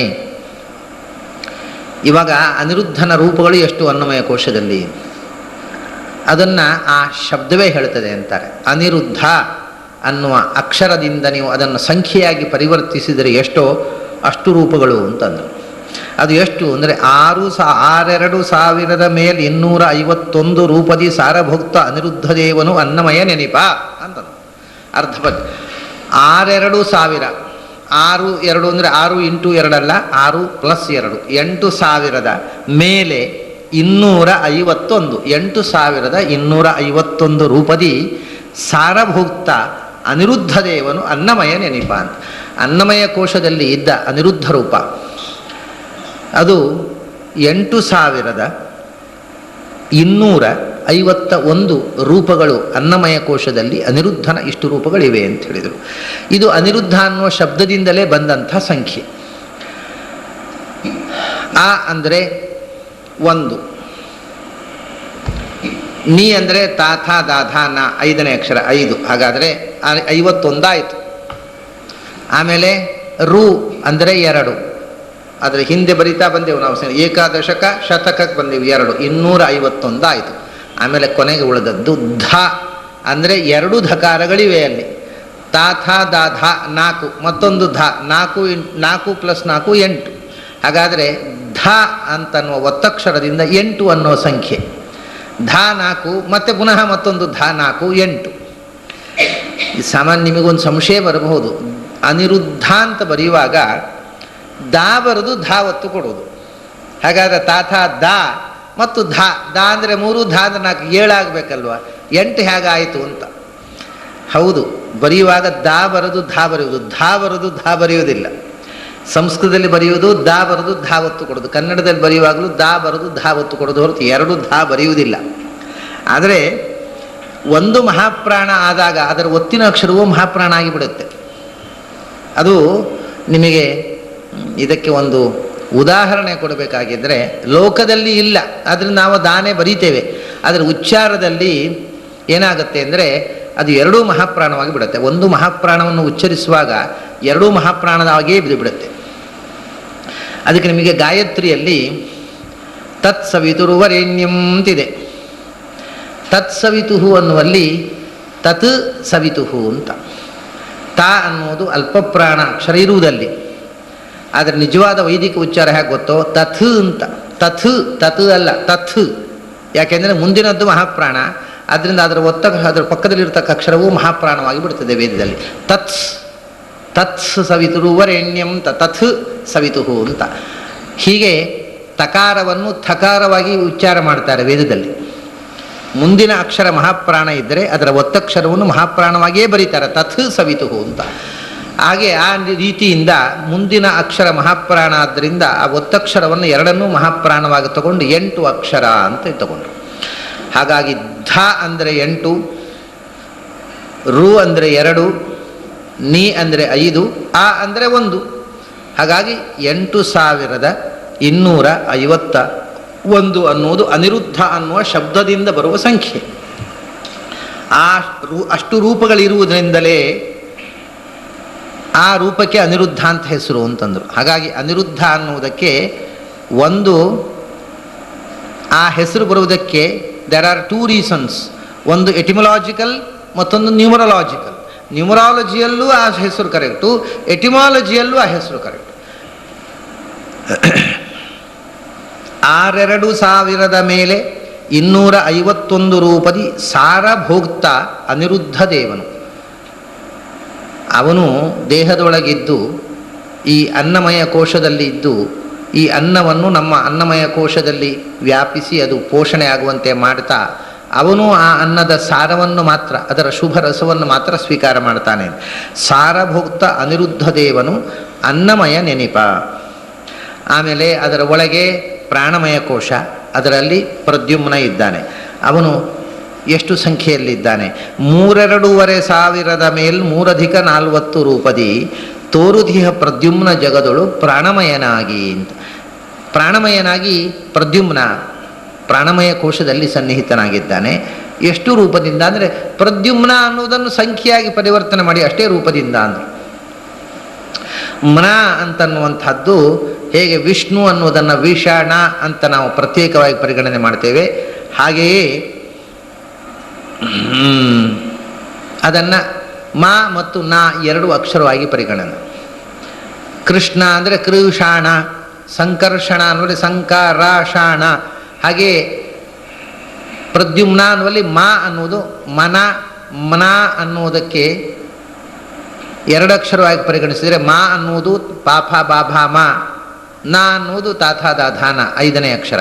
ಹಾಗಾಗಿ ಮನ ಅಂದರೆ 55. 55. ಆಮೇಲೆ ದ್ಯು, ದ್ಯು ಅಂತಂದರೆ ತಾಥ ದ 3, ಯಾ 1, 3 1 4. ಆಮೇಲೆ ಪ್ರ ಅಂತಂದರೆ ಪ ಅಂದರೆ ಪಾಪ ಬಾಭಾಮ 1, ರ ಅಂದರೆ ಯಾರ 2, 1 2 3, ಪ್ರ ಅಂದರೆ 3. ಈ ರೀತಿಯಾಗಿ ಪ್ರದ್ಯುಮ್ನ ಅಂತಂದರೆ ಮ್ನ ಅಂದರೆ 5 5, 5500. ದ್ಯು ಅಂದರೆ 4, ಪ್ರ ಅಂದರೆ 3, 5543. ಇದು ಪ್ರದ್ಯುಮ್ನ ಅನ್ನುವ ಶಬ್ದದಿಂದ ಬರ್ತಕ್ಕಂಥ ನ್ಯೂಮರಾಲಜಿ ಸಂಖ್ಯೆ. ಹಾಗಾಗಿ 32 ಅಂದರೆ 5, 32 ಅಂದರೆ 5 ಅಂದರೆ 5500 ಆಯ್ತಲ್ಲಿ. 32 ಸಾವಿರ ಅಂದರೆ 32 5 ಮತ್ತು ಅರೆ ಸಾವಿರ ಅಂದರೆ 500, 5500. ಅದರ ಮೇಲೆ 3 + 40 ಅಂದರೆ 43, 5543. 5500 ಒಂದು 55 ಅನ್ನುವ ಸಂಖ್ಯೆ ಮ್ನ ಅನ್ನೋದನ್ನು ಬಂದದ್ದು. ಮಾ 5 ನಾ 5, ದ್ಯು ಅನ್ನೋದು 4, ಪ್ರ ಅನ್ನೋದು 3. ಹೀಗೆ 5543 ರೂಪಗಳಿಂದ ತೋರುತಿಹ ಪ್ರದ್ಯುಮ್ನ ಜಗದಳು ಪ್ರಾಣಮಯನಾಗಿ. ಈ ನ್ಯೂಮರಾಲಜಿ ಇದ್ರೆ ಪದ್ಯ ಬೇಗ ಮುಗಿಯುತ್ತೆ ಅಷ್ಟೇ, ಇನ್ನೇನು ವಿಷಯ ಹೇಳಲಿಕ್ಕಿಲ್ಲ. ಸಂಖ್ಯೆ ಅದನ್ನ ಅಕ್ಷರದಿಂದ ಸಂಖ್ಯೆ ಹೇಳಿಬಿಟ್ರೆ ಸರಿ. ಹೌದು, ಧಾ ಅದಕ್ಕೆ ಅದನ್ನು 2 ಬೇರೆ ಬೇರೆ ಅಕ್ಷರ ಅಂತ ಹೇಳಿದೆ ನಾನು. ಅಲ್ಲಿ ಧಾವನ್ನು ದಾ 2 ಅಕ್ಷರವಾಗಿ ಪರಿಗಣನೆ, 1 ಒತ್ತಕ್ಷರವಾಗಿ. ಇಲ್ಲಿ ಅದಕ್ಕೆ ನಾನು ಮೊದಲು ಹೇಳಿದ್ದು ಕೃಷ್ಣ ಅನ್ನುವಲ್ಲ ಕೃಷಾಣ 3 ಅಕ್ಷರ. ಆಗ ಶ್ನ ಅನ್ನೋದು ಒತ್ತಕ್ಷರವಾದರೆ ಒಂದನ್ನು ಪ್ಲಸ್ ಮಾಡಬೇಕು, ಇಲ್ಲಿದ್ರೆ ಬೇರೆ ಬೇರೆ ಸಂಖ್ಯೆ ಹೇಳಬೇಕು. ಹಾಗೆಯೇ ಇಲ್ಲಿ ಪ್ರದ್ಯುಮಾನ ಮಕಾರ ನಕಾರಗಳನ್ನು 2 ದ್ವ್ಯಕ್ಷರವಾಗಿ ಪರಿಗಣನೆ ಮಾಡಿದ್ದರಿಂದ ಅದು ಬೇರೆ ಬೇರೆ 55, ಇಲ್ಲಿದ್ರೆ 10 ಆಗ್ತಿತ್ತು. ನಿಮ್ಮ ಪ್ರಶ್ನೆ ಕರೆಕ್ಟು.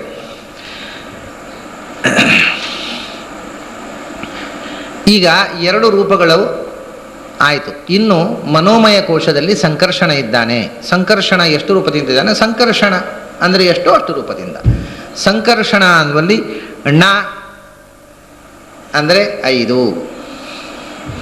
ಣ 5. ಆಮೇಲೆ ಶ ಅಂದರೆ 6, ಯಾರ ಲಾವ ಶ ಶ ಟಾಠ ಡಾಠ ಣ. ಣ ಅಂದರೆ 5, ಶ ಅಂದರೆ 6.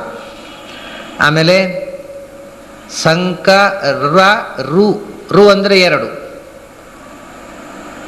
ಕ ಅಂದರೆ 1, 0ಗೆ 0ಯೇ ಲೆಕ್ಕ, ಸ ಅಂದರೆ 7. ಹಾಗಾದರೆ ಈ ಒಟ್ಟಿಗೆ ಸಂಕರ್ಷಣ ರೂಪ ಎಷ್ಟಾಯಿತು ಅಂತ ಹೇಳ್ತಾರೆ ಅವರು. 2 ಕೋಶದ ಒಳ ಹೊರಗೆ ಸಂಕರ್ಷಣ 5 ಸುಲಕ್ಷದ 62,007 ಶತರೂಪಗಳ ಧರಿಸಿ ಕರೆಸಿಕೊಂಬ ಮನೋಮಯನು ಎಂದು. ಮನೋಮಯ ಕೋಶದಲ್ಲಿ ಸಂಕರ್ಷಣ ಇರುವುದು. ಅವನು ನಿನ್ನೆ ಇದನ್ನು ವಿವರಿಸಿದ್ದೆ ನಾನು. ಮನೋಮಯ ಕೋಶ ಅನ್ನುವುದು ಈ 2 ಕೋಶಗಳ ಅನ್ನಮಯ ಪ್ರಾಣಮಯ ಕೋಶಗಳ ಒಳಗೂ ಹೊರಗೂ ಇದೆ ಅಂತ. ಹೊರಗೂ ಇದೆ ಎನ್ನುವುದಕ್ಕೆ ನಾನು ಅದಕ್ಕೆ ದೇಹದ ಹೊರಗಿನಿಂದ ಕೂಡ ಮನೋಮಯ ಕೋಶದ ವ್ಯಾಪ್ತಿ ಇರುವುದರಿಂದಲೇ ದೇಹದ ಹೊರಗೆ ನಮಗೆ ಏನಾದರೂ ಒಂದು ಆಪತ್ತು ಬಂದರೆ ಇಡೀ ದೇಹ ರಿಯಾಕ್ಟ್ ಆಗುತ್ತೆ. ಅದಕ್ಕೆ ಆನೆಯ ಪಾದದ ದೃಷ್ಟಾಂತ ಕೊಟ್ಟದ್ದು ಇದಕ್ಕೋಸ್ಕರವೇ ನಾನು. ದೇಹದ ಒಳಗೂ ಮನಸ್ಸು ಕೆಲಸ ಮಾಡುತ್ತೆ, ಹೊರಗೂ ಕೆಲಸ ಮಾಡುತ್ತೆ. ಅದು ಮನೋಮಯ ಕೋಶ ದೇಹದ ಒಳಗೂ ಹೊರಗೂ, ಅನ್ನಮಯ ಪ್ರಾಣಮಯದ ಒಳಗೂ ಹೊರಗೂ ವ್ಯಾಪಿಸಿರತಕ್ಕಂಥ ಕೋಶ. ಅದಕ್ಕೆ ನಿಯಾಮಕನಾಗಿರತಕ್ಕವ ಗರುಡ, ಗರುಡನಿಗೆ ನಿಯಾಮಕನಾಗಿರತಕ್ಕವ ಸಂಕರುಷಣ. ಸಂಕರ್ಷಣ ಅನ್ನುವಲ್ಲಿ 5 ಸುಲಕ್ಷ, ಯಾಕಂದರೆ ಣ ಅಂದರೆ 5, 5 ಲಕ್ಷದ ಆಯ್ತಲ್ಲಿಗೆ 5 ಲಕ್ಷ. 5 ಸುಲಕ್ಷದ 62, ಶ ಅಂದರೆ 6, 65 ಆಯಿತು. 5 ಲಕ್ಷದ 62, ನ ಅಂದರೆ 5, ಶ ಅಂದರೆ 6, 5,60,60,000 ರು ಅಂದರೆ 2, 5,62,000 ಆಯಿತು. 5 6 2. ಆಮೇಲೆ ಕ ಅಂದರೆ 1, 100, 0 ಮತ್ತು ಸ ಅಂದರೆ 7, 5,62,107 ಆಯಿತು ಸಂಕರ್ಷಣ ಅಂದರೆ. ಅದನ್ನು ಹೇಳಿದ್ರು 5,05,62,707 ರೂಪಗಳ ಧರಿಸಿ. 7,107 5,62,107 ಸಂಕರ್ಷಣ ಅಂತಂದರೆ ಇದು ಪೂರ್ಣವಾಗಿ ಈ ಮೆಥಡಾಲಜಿಯೇ ಬೇರೆ. ನಾನು ಅದನ್ನು ಮೊದಲು ಹೇಳಿದ್ದೆ. ನಾನು ಕಟಪಯಾದಿ ಪ್ರಕಾರ ಸಂಕರ್ಷಣ ಅಂದರೆ ಇಷ್ಟು ಆಗುವುದೇ ಇಲ್ಲ. ಇವತ್ತು ಆಚರಣೆಯಲ್ಲಿ ಇರುವುದು ಕಟಪಯಾದಿ. ಇವರು ಹೇಳ್ತಕ್ಕಂಥದ್ದು ಕಾಖಾ ಗಾಘಾಂಗ 1-5, ಚಾಚಾ ಜಾಚಾನ್ಯ 1-5, ಟಾಠಾ ಡಾಢಾಣ 1-5, ತಾಥಾ ದಾಧಾನ 1-5, ಪಾಪಾ ಬಾಭಾಮ 1-5, ಈ ರೀತಿಯ ಲೆಕ್ಕ. ಮತ್ತು ಅದೇ ಆ 0 ಬಂದರೆ ಅದು 0 ಅನ್ನೋದು ಒಂದೋ ಮಕಾರ ಆಗಿರುತ್ತೆ, ಇಲ್ಲದೇ ಇದ್ದರೆ ಜ್ಞಾ ಂಗ ಆಗಿರುತ್ತೆ. ಆದರೆ ಆ 0ಗೆ 0 ಅಂತಲೇ ಲೆಕ್ಕ ತಗೊಳ್ತಾರೆ. ಇದು ಒಂದು ಹೊಸ ರೀತಿಯ ಗಣಿತ. ಈ ರೀತಿಯಿಂದ ಅಕ್ಷರಾಂಕ ಅನ್ನೋದು ತುಂಬ ಪ್ರಾಚೀನವಾಗಿ ಬಳಕೆಯಲ್ಲಿದ್ದದ್ದು. ಆನಂತರ ಈಗ ಕಟಪಯಾದಿ ಕ್ರಮದಲ್ಲಿ ಮಾಡಿದರೆ ಈ ಸಂಖ್ಯೆ, ಇವರು ಹೇಳಿದ ಸಂಖ್ಯೆ ಬೇರೆ ಆಗುತ್ತೆ, ಆ ಲೆಕ್ಕವೇ ಬೇರೆ ಆಗುತ್ತೆ. ಇವತ್ತು ಜ್ಯೋತಿಷ್ಯ ಶಾಸ್ತ್ರದಲ್ಲಿ ಇರತಕ್ಕಂಥ ಗಣಿತ ಕ್ರಮ ಇದಲ್ಲ. ಅದು ಕಾಕಾ ಗಾಘಾಂಗ ಚಾಚಾ ಜಾಜಾನ್ಯ ಅಲ್ಲಿ ತನಕ 1-9 ಮತ್ತು 0. ಟಾಠಾ ಡಾಢಾಣ ತಾಥಾ ದಾಧಾನ ಅದನ್ನ ಇಲ್ಲಿ ನಾ ಬಂದರೆ 5 ಅಂತ ತಗೊಂಡ್ರಿ. ಈಗ ಉದಾಹರಣೆ ಪ್ರದ್ಯುಮ್ನ ಅಂತ. ಹೊಸ ಗಣಿತ ಕ್ರಮದ ಪ್ರಕಾರ ನಾ ಅಂದರೆ 0, ಕಾಖಾ ಚಾಚ ಟಾಠಾ ಡಾಢಾಣ 5 ಆಯಿತು, ತಾ 6, ಥಾ 7, ದಾ 8, ಧಾ 9, ನಾ ಅಂದರೆ 0. ಇದು ಹಾಗಲ್ಲ. ತಾಥಾ ದಾಧಾನ ಪುನಃ 1-5. ಈ ಲೆಕ್ಕವೇ ಇವತ್ತು ಜ್ಯೋತಿಷ್ಯದಲ್ಲಿ ಇರತಕ್ಕಂಥ ಅಕ್ಷರಾಂಕದ ಪದ್ಧತಿಗಿಂತ ಭಿನ್ನವಾದಂಥ ರೀತಿಯಿಂದ ಇವರು ಥ್ರೂಔಟ್ ಹಾಗೆ ಹೇಳಿಕೊಂಡು ಹೋಗಿದ್ದಾರೆ. ಅದನ್ನು ನಾವು ಗಮನಿಸಿಕೊಳ್ಬೇಕು. ಈಗ ಇರುವಂಥ ಗಣಿತ ಕ್ರಮ ಇಟ್ಟುಕೊಂಡ್ರೆ ಇವರು ಹೇಳಿದ ಒಂದು ಸಂಖ್ಯೆಯೂ ಬರುವುದಿಲ್ಲ. ಈಗ ಇರುವ ಕ್ರಮದಲ್ಲಿ 0ಗೆ ಲೆಕ್ಕ ಇಲ್ಲ. ಸಮ್ ಅಂದರೆ 7. ಅದು ಏನೇ ಇರಲಿ, ಸಮ್ ಇರಲಿ, ಸಾ ಇರಲಿ, ಸೋ ಇರಲಿ, ಸೌ ಇರಲಿ, ಸಿಮ್ ಇರಲಿ, ಏನಿದ್ರೂ ಕೂಡ ಆ ಪ್ರಧಾನ ಅಕ್ಷರ ಮಾತ್ರ ಪರಿಗಣನ. ಅದು 7 ಅಂತ ಮಾತ್ರ. 0ಗೆ ಲೆಕ್ಕ ಇಲ್ಲ ಈಗ ಈ ಹೊಸ ಅಕ್ಷರಾಂಕದ ಪದ್ಧತಿಯಲ್ಲಿ, ಇವತ್ತು ಜ್ಯೋತಿಷ್ಯದವರು ಹೇಳುವಂಥ ಪದ್ಧತಿಯಲ್ಲಿ. ಆದರೆ ಇವರು 0ಗೆ 0 ಅಂತ ತಗೊಳ್ತಾರೆ. ಇಲ್ಲದಿದ್ದರೆ ಸಂಕರುಷಣ ಅಂತ ನೀವು 5 ಅಕ್ಷರ ಆದರೆ 5ನೇ ಸ್ಥಾನದ ಸಂಖ್ಯೆ ಆಗ್ತದೆ. ವಸ್ತುತಃ ಸಂಕರ್ಷಣ ಆ ರೇಫಕ್ಕೆ ಲೆಕ್ಕ ಇಲ್ಲ. ಸಾ ಕಾ ಶಾಣ ಇದು 4ಕ್ಕೆ ಮಾತ್ರ ಲೆಕ್ಕ ಅರ್ವಾಚೀನ ಮೆಥಡಾಲಜಿ ಪ್ರಕಾರ. ಹಾಗಿದ್ರೆ 4 ಸಂಖ್ಯೆ 4 ಸ್ಥಾನದ ಸಂಖ್ಯೆ ಆಗತ್ತೆ. ಸಂಕರುಷಣ ಅಂದರೆ 5 ಸ್ಥಾನದ ಸಂಖ್ಯೆ ಆಗತ್ತೆ. ಇವರು 0ಗೂ ಸೇರಿಸಿ 6 ಸ್ಥಾನದ ಸಂಖ್ಯೆ ಮಾಡಿ ಲಕ್ಷ ಅಂತ ತಗೊಂಡ್ರು.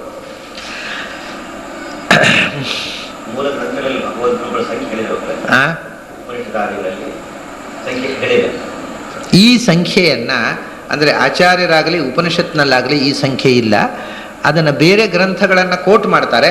ಆದರೆ ಉಪನಿಷತ್ತುಗಳಲ್ಲಿ ಮತ್ತು ಅತ್ಯಂತ ಪ್ರಾಚೀನವಾದ ಉಪನಿಷತ್ತುಗಳಲ್ಲೋ ಪುರಾಣಗಳಲ್ಲೋ ಅಥವಾ ಆಚಾರ್ಯರ ಗ್ರಂಥಗಳಲ್ಲೋ ಈ ರೂಪಗಳ ಸಂಖ್ಯೆ ಇಲ್ಲ.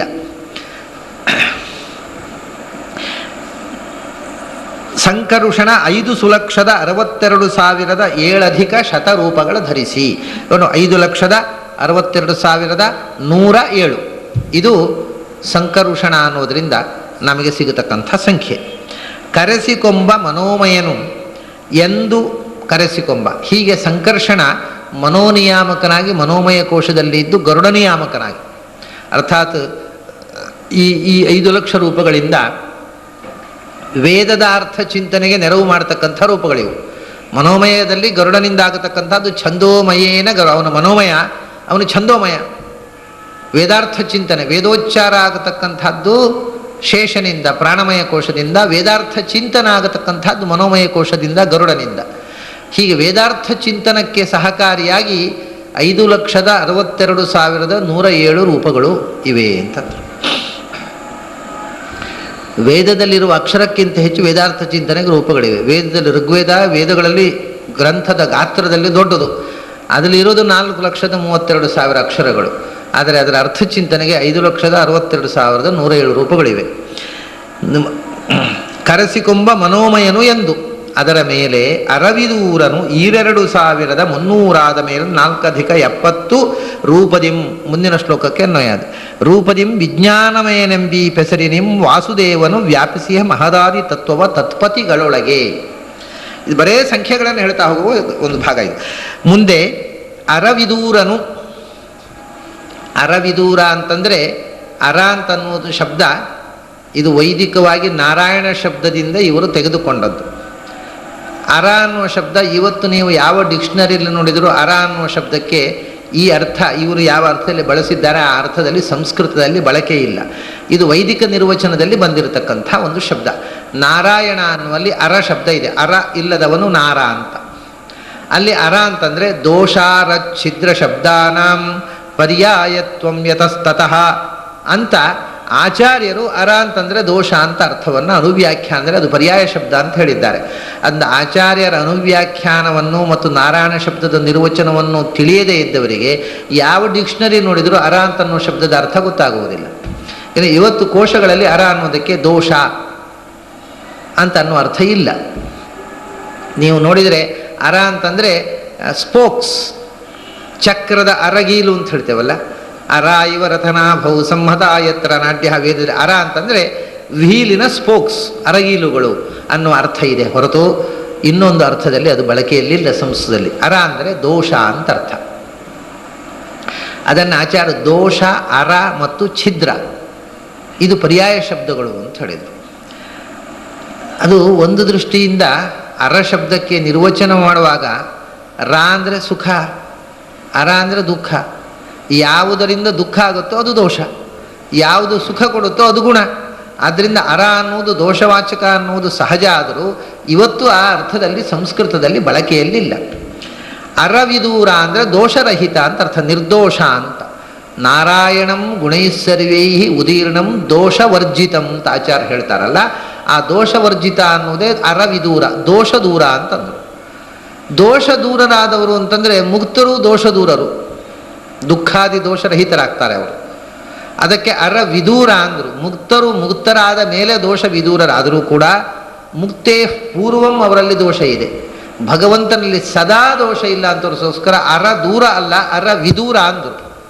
ಸರ್ವಾತ್ಮನ ದೋಷ ಇಲ್ಲದವನು ಅಂತರ್ಥ. ಈಗ ಇಂಥ ಅರವಿದೂರನು ಅನ್ನುವ ಶಬ್ದ ನಾರಾಯಣ ಶಬ್ದದ ಅರ್ಥ. ಅದು ನಾರಾಯಣ ಅಂದರು. ಅರ ಅಂದರೆ ದೋಷ, ಅರಕ್ಕೆ ಅಯನ ಅಂದರೆ ಆಶ್ರಯ ಆದವರು, ಅರಾಯಣರು ಅಂದರೆ ನಾವೆಲ್ಲ, ನಾವು ಅರಾಯಣರು. ಅವನು ಅರಾಯಣ ಅಲ್ಲ, ಅದರಿಂದ ನಾರಾಯಣ.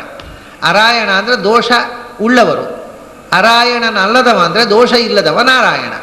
ಹೀಗೆ ನಾರಾಯಣ ಅನ್ನುವಲ್ಲಿ ಅರಗಳಿಗೆ ಅಯನನಲ್ಲದವನು, ದೋಷಗಳಿಗೆ ಆಶ್ರಯವಲ್ಲದವನು ನಾರಾಯಣ. ಆ ಶಬ್ದವನ್ನು ಇಲ್ಲಿ ಬಳಸಿದರು.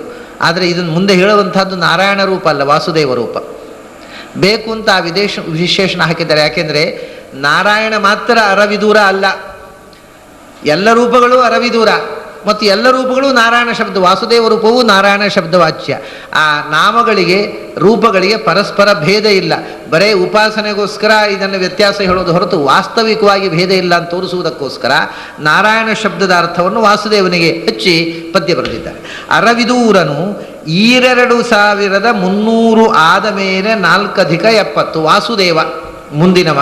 ಅವನು ವಿಜ್ಞಾನಮಯ ಕೋಶದ ನಿಯಾಮಕನಾಗಿರತಕ್ಕಂಥ ವಾಯುದೇವರ ಒಳಗೆ ಬ್ರಹ್ಮದೇವರ ಒಳಗೆ ಇರತಕ್ಕಂಥವ. ಚಿತ್ತ ಅದರ ಒಳಗೆ ಇರತಕ್ಕಂಥ ರೂಪ ವಾಸುದೇವ ರೂಪ. ವಾಸುದೇವ ಅಂದರೆ ವಾ ಅಂದರೆ 4, ಸು ಅಂದರೆ 7, ದೇ ಅಂದರೆ 3, ವಾ ಅಂದರೆ 4. ಆದ್ದರಿಂದ 4300 ಮೇಲೆ 74, 4374 ವಾಸುದೇವ ಅಂದರೆ. ವಾ ಅಂದರೆ 4, ಸು ಅಂದರೆ 7, 74 ಆಯಿತು. ದೇ ಅಂದರೆ 3, 374 ಆಯಿತು. ಪುನಃ ವಾ ಅಂದರೆ 4, 4374 ರೂಪಗಳು ಚಿತ್ತದಲ್ಲಿ ಇರತಕ್ಕಂಥ, ಚಿತ್ತ ನಿಯಾಮಕವಾದ ವಾಯುದೇವರಲ್ಲಿ ಬ್ರಹ್ಮದೇವರಲ್ಲಿ ಇರತಕ್ಕಂಥ, ಅವರಲ್ಲಿ ಸನ್ನಿಹಿತವಾಗಿ ಚಿತ್ತವನ್ನು ನಿಯಂತ್ರಣ ಮಾಡುವ ವಿಜ್ಞಾನಮಯ ಕೋಶಗತವಾದ ಭಗವಂತನ ರೂಪ. ಹೀಗೆ 2000 ಈರು 2, 2 4. ಇಲ್ಲಿ 2 × 2 ಆಗಬಹುದು, 2 + 2 ಆಗ್ಬೋದು, ಏನು ಬೇಕಾದ್ರೆ ಮಾಡಿರಿ. ಉಳಿದ ಕಡೆ ಆಗೋದಿಲ್ಲ. ಇಲ್ಲಿ 2 × 2 ಆದರೂ ಸರಿಯೇ, 2 × 2 ಆದರೂ ಸರಿ. ಯಾಕೆಂದರೆ answer is same, result is same. 2000 4300 ಆದ ಮೇಲೆ 4 + 70 74. 4374 ಏನು, ಅಲ್ಲಿಗೆ ಆ ಪದ್ಯ ಮುಗಿಲಿಲ್ಲ. 70 ಮುಂದಿನ ಪದ್ಯದಲ್ಲಿ ರೂಪದಿಂ 70 ರೂಪದಿಂ ತಲ್ಲಿಗೆ ಅನ್ವಯ. 70 ರೂಪಗಳಿಂದ ವಿಜ್ಞಾನಮಯನೆಂಬಿ ಪೆಸರಿನಿಂ ವಾಸುದೇವನು ವ್ಯಾಪಿಸಿಹ. ವಿಜ್ಞಾನಮಯ ಕೋಶದಲ್ಲಿರುವುದರಿಂದ ಆ ಕೋಶಗತನಾದ ಭಗವಂತನಿಗೂ ವಿಜ್ಞಾನಮಯ ಅಂತಲೇ ಹೆಸರು. ನಮ್ಮ ಮನಸ್ಸಿನ ಒಳಗಿನ ಪದರಾದ ಮೆಮೊರಿ ಶೆಲ್ಲು ಅಂತ ಹೇಳ್ತೇವೆ ಅದನ್ನು, ಅಥವಾ ಸುಪ್ತ ಪ್ರಜ್ಞೆ ಅಂತ ಹೇಳ್ತೇವೆ ಅರ್ವಾಚೀನ ಭಾಷೆಯಲ್ಲಿ. ಆ ನೆನಪಿನ ಕೋಶವನ್ನು ನಿಯಂತ್ರಿಸುವಂಥದ್ದು ವಿಜ್ಞಾನಮಯ ಕೋಶ. ಆ ವಿಜ್ಞಾನಮಯ ಕೋಶದಲ್ಲಿ ನಮಗೆ ಸ್ಮರಣಶಕ್ತಿ ಪ್ರದನಾಗಿ ವಾಸುದೇವ ಇದ್ದಾನೆ. ಸ್ಮರಣಶಕ್ತಿ ಪ್ರದರಾಗಿ ಬ್ರಹ್ಮವಾಯುಗಳಿದ್ದಾರೆ, ಅವರಲ್ಲಿ ಭಗವಂತ ಇದ್ದಾನೆ. ಆ ಪೆಸರಿನಿಂ ವಾಸುದೇವನು ವ್ಯಾಪಿಸಿಹ, ಅದಕ್ಕೋಸ್ಕರವೇ ಹೇಳಿದರು ಅವನು ಒಳಗಿನಿಂದ ವಿಜ್ಞಾನಮಯ ಕೋಶದಲ್ಲಿದ್ದಾನೆ ವಾಸುದೇವ. ಹೊರಗಿನಿಂದ ವಿಜ್ಞಾನಮಯ ಕೋಶ ಅಂದರೆ ಯಾವುದು ದೇಹದಲ್ಲಿ ಚಿತ್ತವೋ ಅದೇ ಯೂನಿವರ್ಸಿನಲ್ಲಿ ಮಹತ್ತತ್ವ. ಆದ್ದರಿಂದ ಮಹದಾದಿ ತತ್ವವ ವ್ಯಾಪಿಸಿಹ ತತ್ಪತಿಗಳೊಳಗೆ ಅಂತ ಹೇಳಿದ. ತತ್ಪತಿಗಳು ಅಂದರೆ ಬ್ರಹ್ಮವಾಯುಗಳು. ಬ್ರಹ್ಮವಾಯುಗಳೊಳಗಿದ್ದು ಮಹತ್ತತ್ವವನ್ನು ನಿಯಂತ್ರಿಸ್ತಾ ಇದ್ದಾನೆ. ನಮ್ಮ ಚಿತ್ತದೊಳಗಿದ್ದು ಬ್ರಹ್ಮವಾಯುಗಳಿಂದ ಅಭಿಮನ್ಯಮಾನವಾದ ವಿಜ್ಞಾನಮಯ ಕೋಶವನ್ನು ನಿಯಂತ್ರಿಸ್ತಾ ಇದ್ದಾನೆ. ಇಲ್ಲಿಗೆ 4 ಕೋಶಗಳಾದವು. 4 ಕೋಶಗಳನ್ನು ನಿಯಮಿಸ್ತಕ್ಕಂಥ ಅನಿರುದ್ಧ, ಪ್ರದ್ಯುಮ್ನ, ಸಂಕರ್ಷಣ, ವಾಸುದೇವ 4 ರೂಪಗಳಾದವು. ಆ ರೂಪಗಳ ಸಂಖ್ಯೆಯೂ ಆಯಿತು. 5ನೇ ಕೋಶ ಅನ್ನೋದು ರಮಾ ಪ್ರಕೃತಿ, ಚಿತ್ ಪ್ರಕೃತಿಯಿಂದ ನಿಯಮ್ಯಮಾನವಾಗಿರ್ತಕ್ಕ ಅದು ಶುದ್ಧ ಅದು ಮೂಲ ಪ್ರಕೃತಿ ರೂಪ. ಅದು ಮಹತ್ತತ್ವಕ್ಕಿಂತಲೂ ಸೂಕ್ಷ್ಮ ಆನಂದಮಯ ಕೋಶ. ಮಹತ್ತತ್ವ ಅಂದರೆ ಬ್ರಹ್ಮದೇವ, ಅದಕ್ಕಿಂತ ಸೂಕ್ಷ್ಮ ಹೋದಾಗ ಮೂಲ ಪ್ರಕೃತಿ ಆಯಿತು. ಆ ಮೂಲ ಪ್ರಕೃತಿ ಆ ಆನಂದಮಯ ಕೋಶ ಅನ್ನೋದು ಲಕ್ಷ್ಮೀದೇವಿಯ ಅಭಿಮನ್ಯಮಾನವಾದ ಅತ್ಯಂತ ನಮ್ಮ ಈ ಪಾರ್ಥಿವ ಶರೀರದಲ್ಲಿ ಇರತಕ್ಕ ಅತ್ಯಂತ ಸೂಕ್ಷ್ಮಾತಿ ಸೂಕ್ಷ್ಮವಾದ ಒಂದು ಘಟಕ ಅದು ಆನಂದಮಯ ಕೋಶ ಅಂದರೆ. ಅದು subtlest aspect of our body. ಅದನ್ನು ನಿಯಂತ್ರಿಸ್ತಕ್ಕಂಥದ್ದು ಮೂಲ ಪ್ರಕೃತಿ, ಅದರ ಅಭಿಮಾನಿ ದೇವತೆ ಮತ್ತು ಅದರಲ್ಲಿ ನಿಯಾಮಕನಾಗಿರತಕ್ಕವ ನಾರಾಯಣ. ಹೀಗೆ ಲಕ್ಷ್ಮೀನಾರಾಯಣರ ಅಧಿಷ್ಠಾನ ಅದು. ಈ ಆನಂದಮಯ ಕೋಶ ತೆರೆದು ಬಿಟ್ಟರೆ ಏನಾಗುತ್ತೆ ಅಂದರೆ, ಆನಂದಮಯ ಕೋಶ ತೆರೆಕೊಂಡ್ರೆ ವಿರಜಾ ನದಿ ತೆರೆಕೊಳ್ಳುತ್ತೆ ಅಂತಾರೆ. ಯಾಕೆಂದರೆ ಅದು ಲಕ್ಷ್ಮೀ ರೂಪ, ಇದು ಲಕ್ಷ್ಮಿಯಿಂದ ಅಭಿಮನ್ಯಮಾನವಾದದ್ದು. ಇದು ಚಿತ್ ಪ್ರಕೃತಿಯಿಂದ ಅಭಿಮನ್ಯಮಾನವಾದ ಜಡ ಪ್ರಕೃತಿ ಅತ್ಯಂತ ಸೂಕ್ಷ್ಮವಾದ ಆನಂದಮಯ. ವಿರಜಾ ನದಿ ಅಂದರೆ ಚಿತ್ ಪ್ರಕೃತಿ ರೂಪವಾದದ್ದು. ಅದನ್ನು ಹೇಳ್ತಾರೆ, ಈ ಪುರುಷನಾಮಕನ ಶುಭ ಸ್ವೇದಾಪಳೆನಿಸಿ ರಮಾಂಬ ತಾ ಬ್ರಹ್ಮಾಪರೋಕ್ಷಿಗಳಾದವರ ಲಿಂಗಾಂಗಕ್ಕೆ ಇಡಿಸುವಳು. ಇದು ವಾಸ್ತವಿಕವಾಗಿ ಈ ವಿಷಯ ಇಲ್ಲಿ ಬರಬೇಕಾದ್ದಲ್ಲ, ಇಲ್ಲಿ ಅನ್ನಮಯ ಕೋಶಕ್ಕೆ ಸಂಬಂಧಪಟ್ಟದ್ದಲ್ಲ. ಆದರೆ ಲಕ್ಷ್ಮೀದೇವಿಯ ನೆನಪಾದಾಗ ಆನಂದಮಯ ಕೋಶ ತೆರೆದಾಗ, ಆನಂದಮಯ ಕೋಶ ತೆರೆಕೊಳ್ಳೋದು ಯಾವಾಗ? ಆನಂದಮಯ ಕೋಶ ತೆರೆಕೊಳ್ಳೋದು ಅಪರೋಕ್ಷ ಜ್ಞಾನದ ಹಂತದಲ್ಲಿ. ಅಲ್ಲಿ ತನಕ ತೆರೆಕೊಳ್ಳೋದೇ ಇಲ್ಲ. ಅದು ಚೇತನ ಅಂತ ಅದಕ್ಕೆ ಹೆಸರು. ಚಿತ್ತ ಅಂತಂದರೆ ವಿಜ್ಞಾನಮಯ ಕೋಶ, ಚೇತನ ಅಂತಂದರೆ ಆನಂದಮಯ ಕೋಶ. ಚೇತನ ಅಂದರೆ ಏನು? ಬಹುಸ್ಮರಣ ಶಕ್ತಿಸ್ತು ಚೇತನೇತ್ಯಭಿಧೀಯತೆ ಅಂತಂದರು. ಚಿತ್ತಂ ಸ್ಮರಣ ಕಾರಣಂ ಬಹುಸ್ಮರಣ ಶಕ್ತಿಸ್ತು ಚೇತನೇತ್ಯಭಿಧೀಯತೆ ಅಂತ ಅಂದರೆ ಭೂತ ಮತ್ತು ಭವಿಷ್ಯತ್ ಕಾಲದ ಎಲ್ಲವೂ ಕೂಡ ಕಣ್ಣ ಮುಂದೆ ತೆರೆದುಕೊಳ್ಳುವುದುಂಟಲ್ಲ, ಆ ಬುದ್ಧಿಯ ಮನಸ್ಸಿನ ಪದರಿನ ಸಮಗ್ರವಾದ ವಿಸ್ತಾರ, ಅದಕ್ಕೆ ಚೇತನ ಅಂತ ಅನ್ನೋದು. ಬಹುಸ್ಮರಣ ಅಂತಂದರೆ ಈಗ ನಮಗೆ ಸ್ಮರಣ ಶಕ್ತಿ ಎಷ್ಟಿದೆ? ನಾವು ಈಗ ಚಿಕ್ಕವರಿದ್ದಾಗದ್ದು ಕೆಲವು ವಿಷಯ ನೆನಪಿದೆ, ಕೆಲವು ಮರೆತು ಹೋಗಿದೆ ಅಂತೇವೆ. ಬಹಳ ಹಿಂದೆ ಹೋದರೆ ಎಷ್ಟು ನೆನಪಿಸಿಕೊಂಡು ನಾವು ಬಾಲ್ಯದಲ್ಲಿ ಚಿಕ್ಕ ಮಕ್ಕಳಾಗಿ ಇದ್ದರ ತನಕ ನೆನಪು ಮಾಡ್ಬೋದು, ಬಹಳ ಕಷ್ಟಪಟ್ಟರೆ. ಅದಕ್ಕಿಂತ ಹಿಂದಿನದ್ದು ಏನು ಅಂತ ಕೇಳಿದರೆ ಗೊತ್ತಿಲ್ಲ ಅಂತೇವೆ. ಈ ಚೇತನ ಓಪನ್ ಆದರೆ ಏನಾಗ್ತದೆ ಅಂದರೆ, ನಮ್ಮ ಜನ್ಮಗಳ ಈ ಮಧ್ಯದ ಗೋಡೆ ಅನ್ನೋದು ಹರಿದು ಹೋಗುತ್ತೆ. ಆದ್ದರಿಂದ ಚಿತ್ತದಲ್ಲಿ ಸ್ಮರಣೆ ಅನ್ನೋದು ಒಂದು ಲಿಮಿಟ್ ಇದೆ. ಅದು ಈ ಜನ್ಮದ ಬಾಲ್ಯದಿಂದ ನೆನಪಿಸಿಕೊಳ್ಳಬಲ್ಲುವುದು ಬಹಳ. ಅಂದರೆ ಚೇತನ ಓಪನ್ ಆಯಿತು ಅಂತಂದರೆ ಅದಕ್ಕೂ ಹಿಂದೆ ಹೋಗು ಅಂದರೆ ಹಿಂದಕ್ಕೆ ಹೋಗ್ತಾನೆ, ಇನ್ನೂ ಹಿಂದೆ ಹೋಗು ಅಂದರೆ ಇನ್ನೂ ಹಿಂದಕ್ಕೆ ಹೋಗ್ತಾನೆ. ನಾನು ಹಿಂದೆ ಇದಕ್ಕೆ ಸಂಬಂಧಪಟ್ಟ ಒಂದು ಕಥೆಯನ್ನು ಇಲ್ಲೇ ಹೇಳಿದ್ದೆ, ಅದನ್ನು ಇನ್ನೊಮ್ಮೆ ನೆನಪಿಸಿಕೊಳ್ಬೋದು ಬೇಕಾದರೆ. ಚೇತನ ಹೇಗೆ ಕೆಲಸ ಮಾಡುತ್ತೆ ಅನ್ನೋದಕ್ಕೋಸ್ಕರ ಇದು ನಾವು ಎಕ್ಸ್ಪೆರಿಮೆಂಟ್ ಮಾಡಿದ ಒಂದು ಘಟನೆ. ಅವನೇನು ಶಾಸ್ತ್ರ ಓದಿದವನಲ್ಲ, ಅಂಥ ವಿದ್ಯಾವಂತನೂ ಅಲ್ಲ, ಒಬ್ಬ ಹಳ್ಳಿಯ ಮನುಷ್ಯ, ಹುಡುಗ, ಸುಮಾರು 18-20 ವರ್ಷದ ಹುಡುಗ. ಅವನು ಸ್ಟ್ಯಾಮರಿಂಗ್ ಇತ್ತು, ಅವನಿಗೆ ಮಾತಾಡಲಿಕ್ಕೆ ಆಗ್ತಿರಲಿಲ್ಲ, ವಿಪರೀತ ಒಗ್ಗು. ಅದಕ್ಕೆ ಸ್ಟ್ಯಾಮರಿಂಗಿಗೆ ಏನು ಮಾಡಬೇಕು ಅಂದರೆ ಅವನನ್ನು ಹಿಪ್ನೋಟೈಸ್ ಮಾಡಿ ಹಿಪ್ನಾಟಿಕ್ ಕಂಡೀಷನ್ನಲ್ಲಿ ಹಿಂದಕ್ಕೆ ಹೋಗುವಂತ ಕಳಿಸಿದರೆ ಅವು ಯಾವಾಗಲೂ ಯಾವುದೋ ಒಂದು ಘಟನೆಯನ್ನು ನೋಡಿ ಹೆದರ್ಕೊಂಡು ಉಗ್ಗು ಬಂದುಬಿಡುತ್ತೆ. ಹಾಗೆ ಅದಕ್ಕೆ ಹಿಂದಕ್ಕೆ ಹೋಗು ಅಂತ ಹೇಳಿದರೆ ಆ ಉಗ್ಗು ತೆಗಿಲಿಕ್ಕೆ ಬರ್ತದೆ. ಔಷಧದಿಂದ ತೆಗಿಲಿಕ್ಕೆ ಬರುವುದಿಲ್ಲ. ಅದನ್ನು ಯಾವುದೋ ಒಂದು ಶಾಕಿನಿಂದ ಉಗ್ಗು ಬಂದಿದ್ದರೆ ಆ ಶಾಕ್ ಆದಂಥ ಘಟನೆಯನ್ನು ಅವನಿಗೆ ಎಕ್ಸ್ಪ್ಲೇನ್ ಮಾಡಿ ಅದಕ್ಕೆ ಹೆದರ್ಕೋಬೇಡ ಅಂತ ಧೈರ್ಯ ಕೊಟ್ಟರೆ ಉಗ್ಗು ಹೋಗಿಬಿಡ್ತದೆ. ಅದನ್ನು ಹಿಪ್ನೋಟೈಸ್ ಮಾಡಿ ಉಗ್ಗು ತೆಗಿಲಿಕ್ಕೆ ಬರ್ತದೆ. ಜಿಮ್ ಕಾರ್ಬೆಟ್ ಹಾಗೆ ಮಾಡಿದ್ದು ಆತನ ಜೀವನ ಚರಿತ್ರೆಯಲ್ಲಿದೆ. ಜಿಮ್ ಕಾರ್ಬೆಟ್ ಅನ್ನೋನು ದೊಡ್ಡ ಬೇಟೆಗಾರರು, ಹಂಟಿಂಗಿನಲ್ಲಿ ಆತ ತುಂಬ ಕಾಡುಗಳನ್ನು ಪ್ರೀತಿಸ್ತಾ ಇದ್ದವ. ಅದಕ್ಕೋಸ್ಕರ ಜಿಮ್ ಕಾರ್ಬೆಟ್ ಮೆಮೋರಿಯಲ್ ಗಾರ್ಡನ್ ಅಂತ ಏನೋ ಇವತ್ತು ಅದಕ್ಕೋಸ್ಕರ ಒಂದು ಸ್ಯಾಂಕ್ಚುವರಿ, ಅನಿಮಲ್ ಸ್ಯಾಂಕ್ಚುವರಿಯನ್ನು ನಮ್ಮ ದೇಶದಲ್ಲಿ ಮಾಡಿದ್ದಾರೆ. ಆತ ಭಾರತೀಯನಲ್ಲದೇ ಇದ್ದರೂ ಭಾರತದ ಕಾಡುಗಳನ್ನು, ಭಾರತದ ಪ್ರಾಣಿಗಳನ್ನು, ಭಾರತದ ಜನರನ್ನು, ಭಾರತ ದೇಶವನ್ನು, ಭಾರತದ ಸಂಸ್ಕೃತಿಯನ್ನು ತುಂಬ ಪ್ರೀತಿಸಿದಂಥ ಮನುಷ್ಯ. ಅವನು ಇಂಥ ಒಂದು ಪ್ರಯೋಗ ಮಾಡಿದ್ದ. ಒಂದು ಹುಡುಗಿಗೆ ಕಾಡಿನ ತಪ್ಪಲಲ್ಲಿ ವಾಸವಾಗಿದ್ದ ಒಂದು ಹುಡುಗಿಗೆ ಬಾಯಿ ಬಿದ್ದು ಹೋಗಿತ್ತು. ಮಾತೇ ಇಲ್ಲ, ಮೂಕಿಯಾಗಿ ಬಿಟ್ಟಿದ್ದವಳು. ಮನೆಯವರೆಲ್ಲ ಆಸೆ ಬಿಟ್ಟಿದ್ದರು ಹುಡುಗಿ ಇನ್ನು ಬಾಯಿ ಬರೋಲ್ಲ ಅಂತ. ಈ ಜಿಮ್ ಕಾರ್ಬೆಟ್ ಬಹಳ ಕ್ಯೂರಿಯಾಸಿಟಿ ಅವನಿಗೆ, ಏನು ಕಾರಣ ಆಕೆ ಮಾತಾಡುವುದಿಲ್ಲ.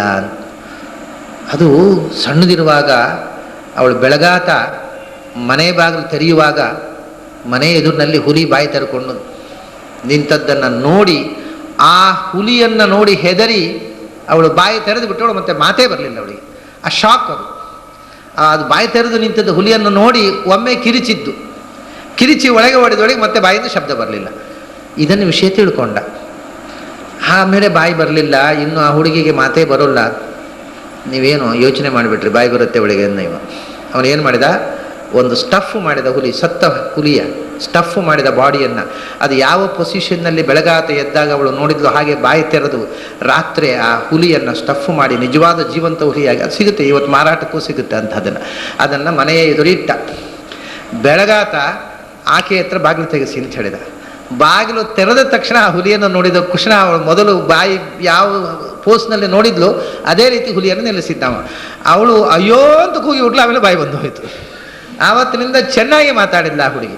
ಅದು ಯಾಕೆ ಹೇಳಿದೆ ಅಂದರೆ, ಯಾವ ಕಾರಣದಿಂದ ಬಾಯಿ ಉಗ್ಗಾಯಿತು ಅಥವಾ ಬಾಯಿ ಬಿತ್ತು ಅನ್ನೋದನ್ನು ನಾವು ಟ್ರೇಸ್ ಮಾಡಿದರೆ ಅದನ್ನು ಸಜೆಷನ್ ಕೊಟ್ಟು ಹಿಪ್ನೋಥೆರಪಿಯಲ್ಲಿ ಅದನ್ನು ಗುಣ ಮಾಡಲಿಕ್ಕೆ ಬರುತ್ತೆ.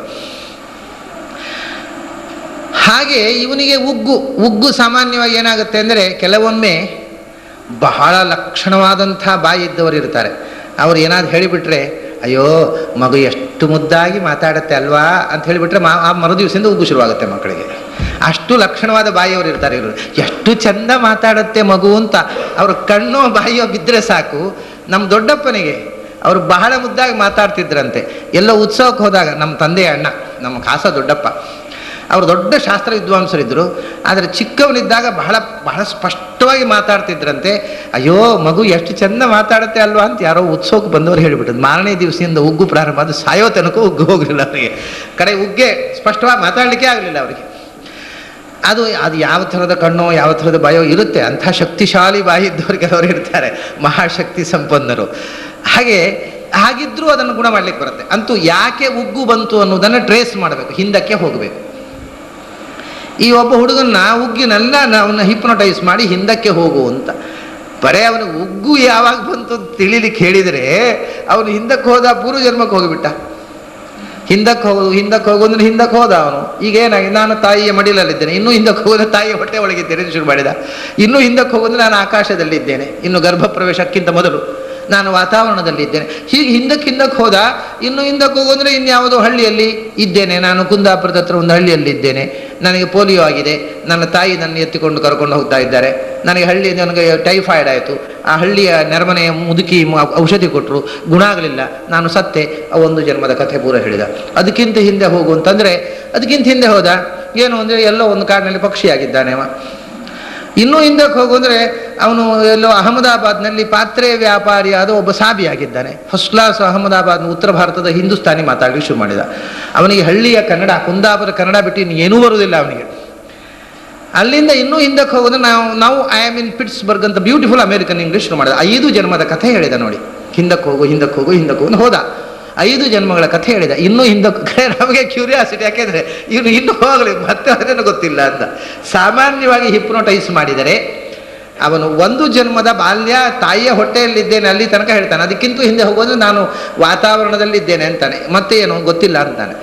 2 ಜನ್ಮದ ಕಥೆ ಕೂಡ ನಮಗೆ ದಾಖಲೆ ಸಿಗುವುದು ಬಹಳ ವಿರಳ. ಈ ಮನುಷ್ಯ 4-5 ಜನ್ಮಗಳ ಕಥೆ ಹೇಳಿದ. ಒಂದು ಸರ್ತಿ ಅಹಮದಾಬಾದ್ನಲ್ಲಿ ಮುಸ್ಲಿಂ ಪಾತ್ರೆ ವ್ಯಾಪಾರಿ, ಒಂದು ಸರ್ತಿ ಪಿಟ್ಸ್ಬರ್ಗ್ನಲ್ಲಿ ಏನೋ ಒಂದು ಇಂಗ್ಲೀಷ್ ಉದ್ಯೋಗ, ಆಮೇಲೆ ಮತ್ತೊಬ್ಬ ಅವನು ಪೋಲಿಯೋ ಆಗಿ ಇದ್ದದ್ದು, ಮತ್ತೊಮ್ಮೆ ಹಕ್ಕಿಯಾಗಿ ಇದ್ದದ್ದು, ಈಗ ಮತ್ತೆ ಸ್ಟ್ಯಾಮರಿಂಗ್ ಟ್ರೀಟ್ಮೆಂಟಿಗೆ ಬಂದದ್ದು. ಹೀಗೆ ಹಿಂದಿನ 4 ಜನ್ಮಗಳ ವಿವರಗಳನ್ನು ಹೇಳಿದ.